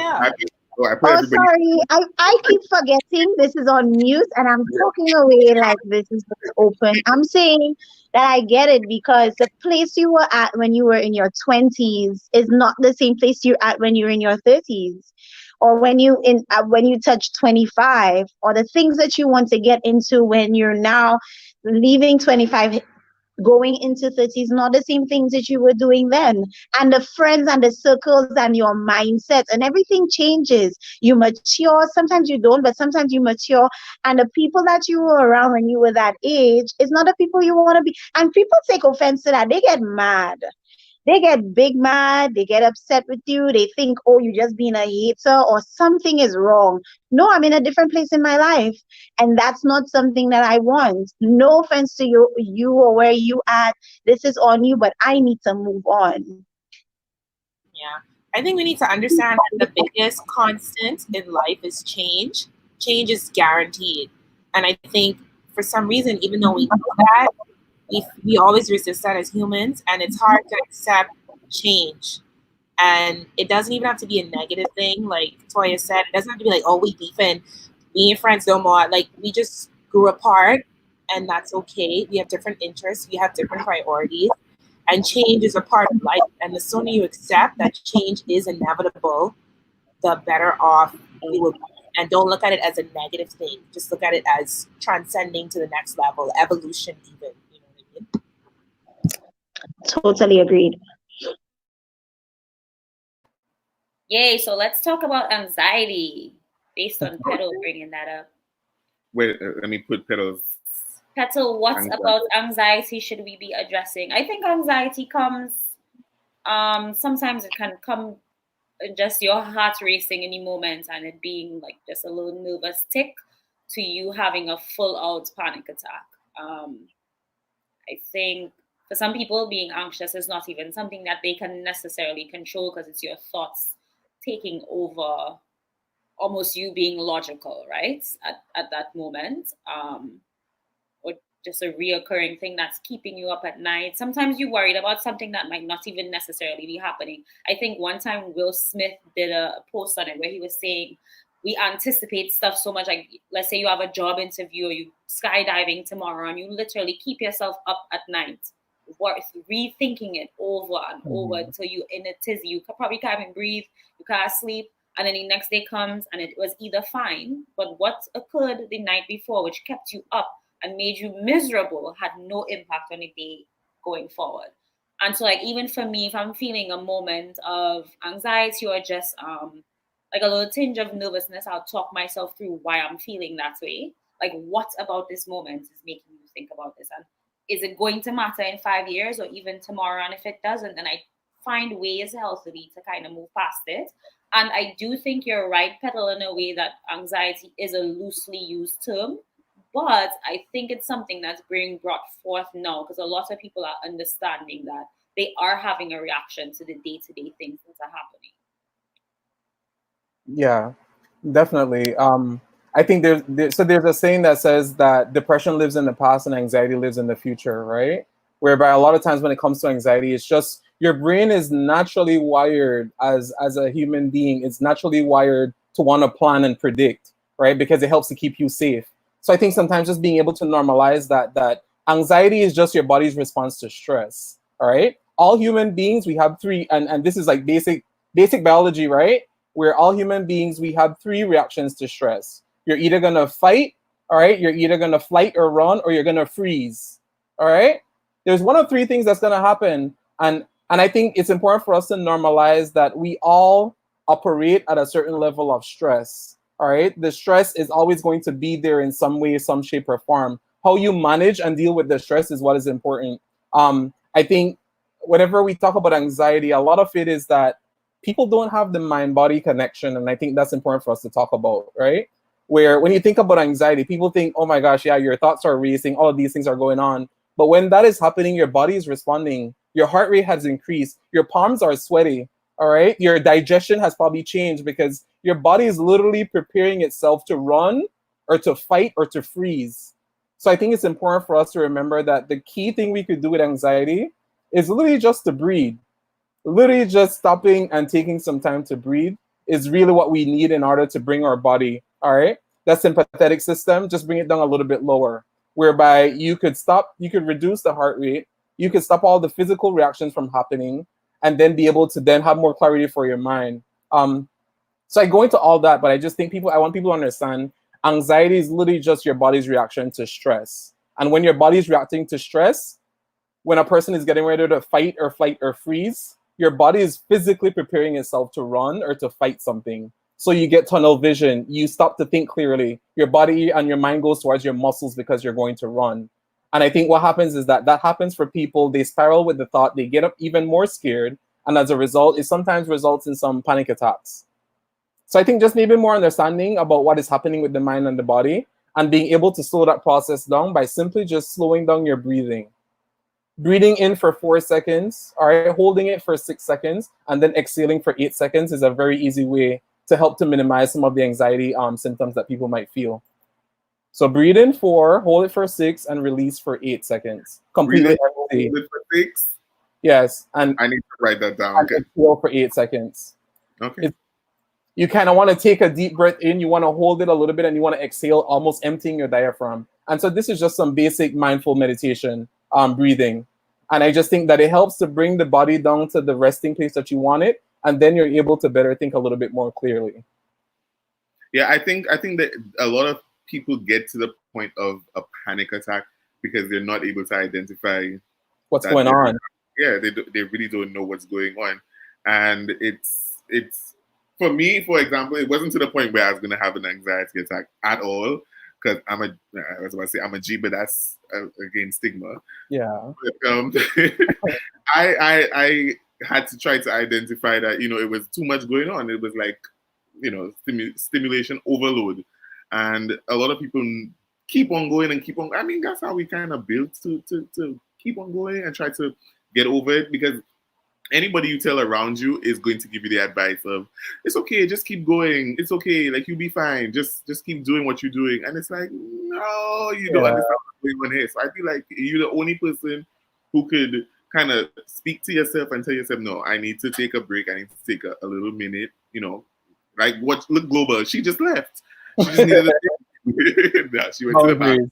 But yeah, you just need to be, cognizant of what's going on with your body. And that's, I mean, science and medicine is unmatched. It's like 1 + 1 is usually 2. So it kind of goes along the same path. And if you can identify it might be other things, but at least if you know it, this is a possibility, you could address it.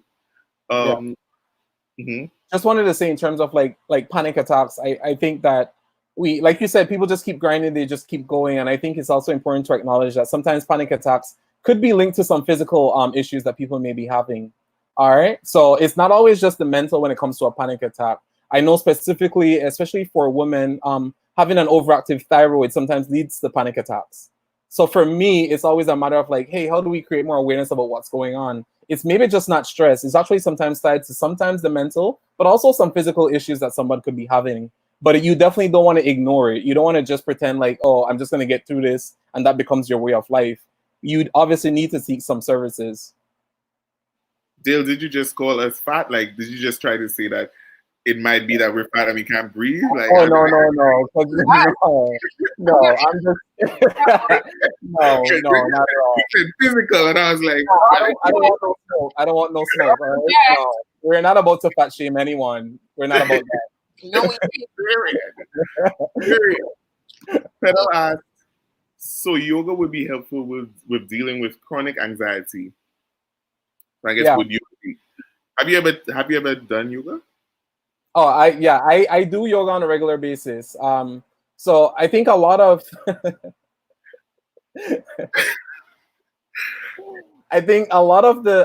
the behaviors, right, that you may see, some of them kind of become buzzwords and stuff like that, like yoga, mindfulness. They've kind of become a thing that has been very recent, but I want to back it up that, hey, when you're looking at the mind-body connection, remember that like things like yoga dates way back, all right, into time, with a lot of different cultural groups using yoga and meditation as a way for them to be spiritually grounded.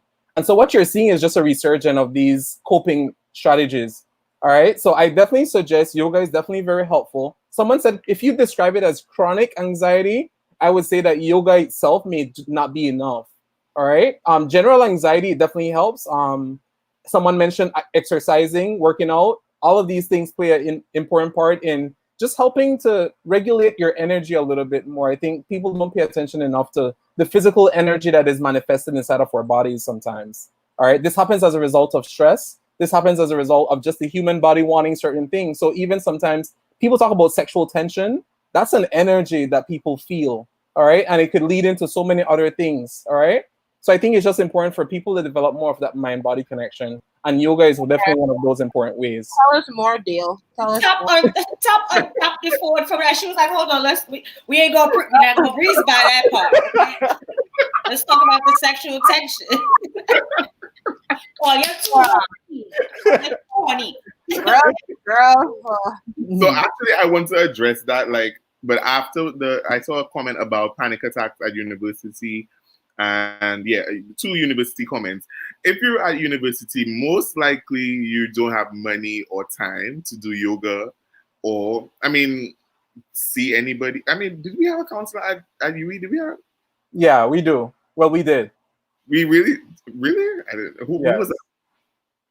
Dawn Marie was one of the persons that was there. Yeah, so UE has a whole counseling section that you could get services.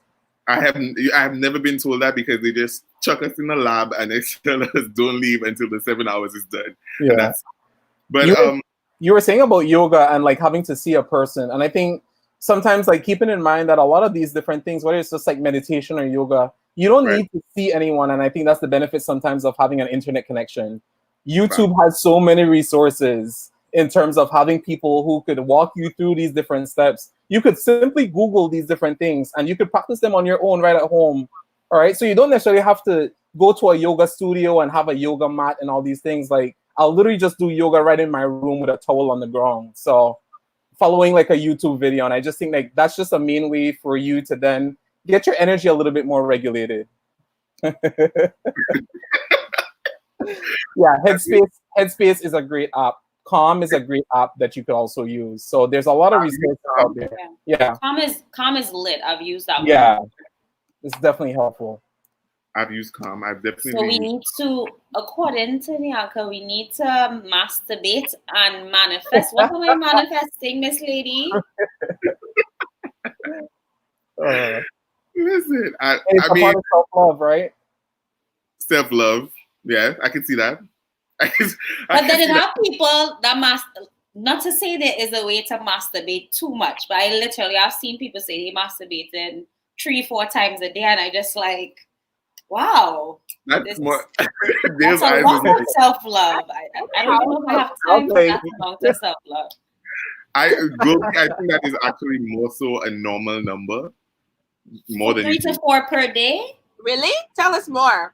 I barely have time to eat. Time I finish cooking and then I cry. And I think we reserve that to have the all-male panel, because I think it's probably more so directed towards. Oh yeah, prick to job. I'm sorry, I tired. No, I think we should also normalize the fact that women masturbate just as much as men. It just doesn't get recorded.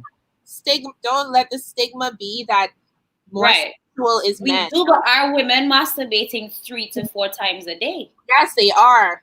Not me. What's my schedule so I can work around it, because I'm busy cooking or understand it. They are. They are. Gobi, there are new technologies for that. So you could be cooking. You could be cooking. and masturbating at the same time. All at once. I could burn my lobster then. All right. Wow. But I think the apps I've used, that app, the Calm app, and I've used the one with the rain sound. I thought that was really ridiculous until I tried it. And literally, it put me to sleep like a baby. That's crazy. Oh, and it would have the nighttime sounds with the crickets in the background. And I was just like, wow, that really just brought me down. It's like the chamomile, it's amazing. It does wonders. What is this fallacy in the comments? Huh? This has to be a lie. Alpha I can't see comments. said if toys are illegal in St. Lucia, that's a lie, right? No, it's not a lie. I don't think it's illegal. It's illegal. If you bring them in, they could seize them. Why? I don't think you could sell it here. I don't think you could sell sex toys here. Yeah. So how many people gonna get them? What in the Listen, people are doing it, but I think it's illegal to sell it. We have no sex shop there or anything. What you're saying is I can't smuggle it in my luggage when I come for the You carnival. probably can. You can, but you can't come and sell it. No, For them to embarrass me and take my thing in the airport, I good. Yep. No, They'd be like, Toya, you need to start a Will be petition. one for Bunny. Start a petition because that's wrong. I don't know what in the repressed hell going on in St. Lucia, but no, that's not right. It's that way in a lot of the Caribbean Many, islands. many I don't Caribbean need to. countries I don't have need to protest. I have Yeah, a human one. I'm good. Like, girl, that's fine, but you have to look out for your sisters. And this is Top shocking. is like, that is nice for you. Excuse me, I gone to all your abusive, but I have my later. What's the thing to do petition? Starting one tonight. We're starting one. Oh my god! I'm so sorry to you. So Good. wow. I just wanted to before anybody has any questions, before we kind of like, because it's at 2 hours and 10 minutes, like these times, Oh, what? Wow. Maybe 2 hours? Today, Jesus, Henry. Right. it's been a 2 hour. Anybody has any questions? Anything that they wanted to wrap up and try to like pull us together, because Petal said let's do some mental mindfulness, so we can just Dale can probably give Let's us do the- something that we can all think about when we leave. yeah. And, Can we do the breathing exercise? The breathing exercise Okay. for Go ahead. 6 days? Yeah, I like that. Yeah, let's do that then. So I think a lot of people tend to complicate a little bit of meditation and think that it has to be like this, sitting in the lotus position, Namyo Horenge Kyo type thing. But really all it is that you're getting present and getting grounded with yourself. So as you sit wherever you are, I think just try to get comfortable, get yourself in a position where you could kind of be at ease. And it's not gonna take too long. And I'm hoping that people watching, we could probably do the same thing. Yeah, definitely join in, guys. So what we're gonna be doing is that we're just gonna be putting ourselves a little bit at ease, and we're gonna do a quick little body check. All right. We're gonna try to make sure that our hands and our feet are in a relaxed manner. Making sure that if you are sitting upright, that you're able to plant your feet on the ground, so it could be touching. If you want to put your hands and put it beside you, so you could kind of rest there. And as we move through, we're gonna start from the toes and the feet coming up. So I want you to bring your awareness to your feet. All right, literally just scrunch it up, create some tension in the toes, in the feet. Move it around a little bit. We're gonna slowly move up towards our calves. All right, I want you to just flex your calves a little bit, just create that tension a little bit in that. Flex my calves. Yeah, just flex your calves. How? All right. As we're doing this, you're just gonna make sure that you breathe in very deep. All right, and slowly release. So just continue breathing as I walk you through it. So breathe in deep. Slowly release. All right, we're going to be moving up towards our legs. Just bring your awareness to your legs a little bit. All right, move the muscle around if you can a little bit. Just flex it. Continue breathing as we're moving through. We're kind of bringing now our awareness to our stomach. All right, so just be mindful of what's going on inside your gut right now. All right, what exactly it is that you're feeling. All right, take a deep breath in. Slowly release that. We're gonna bring our awareness now to our hands. All right, I want you to just pull your palms in, release your palms, continue breathing. All right, we're gonna bring our awareness up our arms now to our shoulders. All right, I want you to just tense your shoulders a little bit, then let it go. As you continue breathing, tense your shoulders and let it go. We're gonna bring our awareness to our neck. All right, I want you to feel the motion in your neck. All right, as you move it around a little bit. All right, and now we're bringing it back to our awareness and where we are now. We're gonna take 2 deep breaths. We're gonna pull it in for 4 seconds and hold it for 6 seconds. All right, 1, 2, 3, pull in. And we're gonna release. Try to empty the diaphragm as much as you can. Release all the air in your stomach. All right. Feel as your body kind of come to an ease. We're gonna take another deep breath in again, pull it in and hold it. And we're gonna release slowly. Try to slowly exhale, almost emptying your diaphragm and kind of feeling your stomach and your chest kind of contract and release. All right, okay. And we had a little mindful moment. That was wonderful. Brand new. Listen, I like this. I want to sleep now. I'm like, I Now we can go know. masturbate. Now we can go masturbate. Go masturbate and manifest, baby. Lucia. Those of us know St. Lucia. St. Lucia. Well, I St. have Lucia a got their living fitness with one. them. I have all the toys. That's a live human. I'm good. that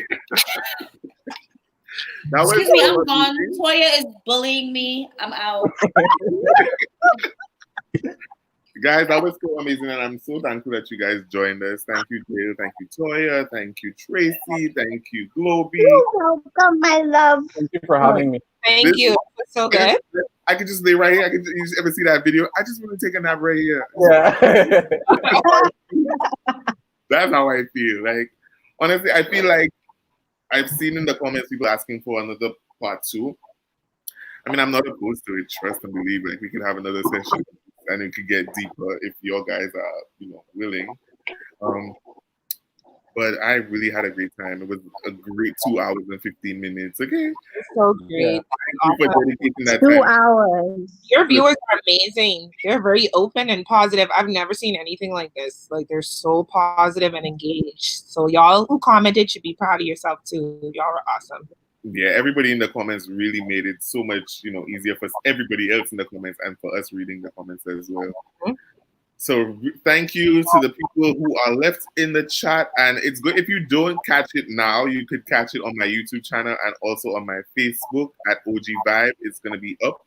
And you can also comment down the hotline that you posted and the apps that you posted. You could also comment down on the video in the comments. That way it stays. You can do so on my Instagram as well. Send it to me. I'll add it and pin it to my YouTube page. So yeah, we helping each other. This was amazing. Okay, now I have to Bye, go. This was really good. Be kind Nice to to meet yourself. all of you, all Seriously. right? Yeah, thank you so much, guys. Deuces. Wait, I forget. You know what? We should have gotten a photo of all of us, like a I photo. know, right? A screen grab. Yeah. People posted it. Oh, okay.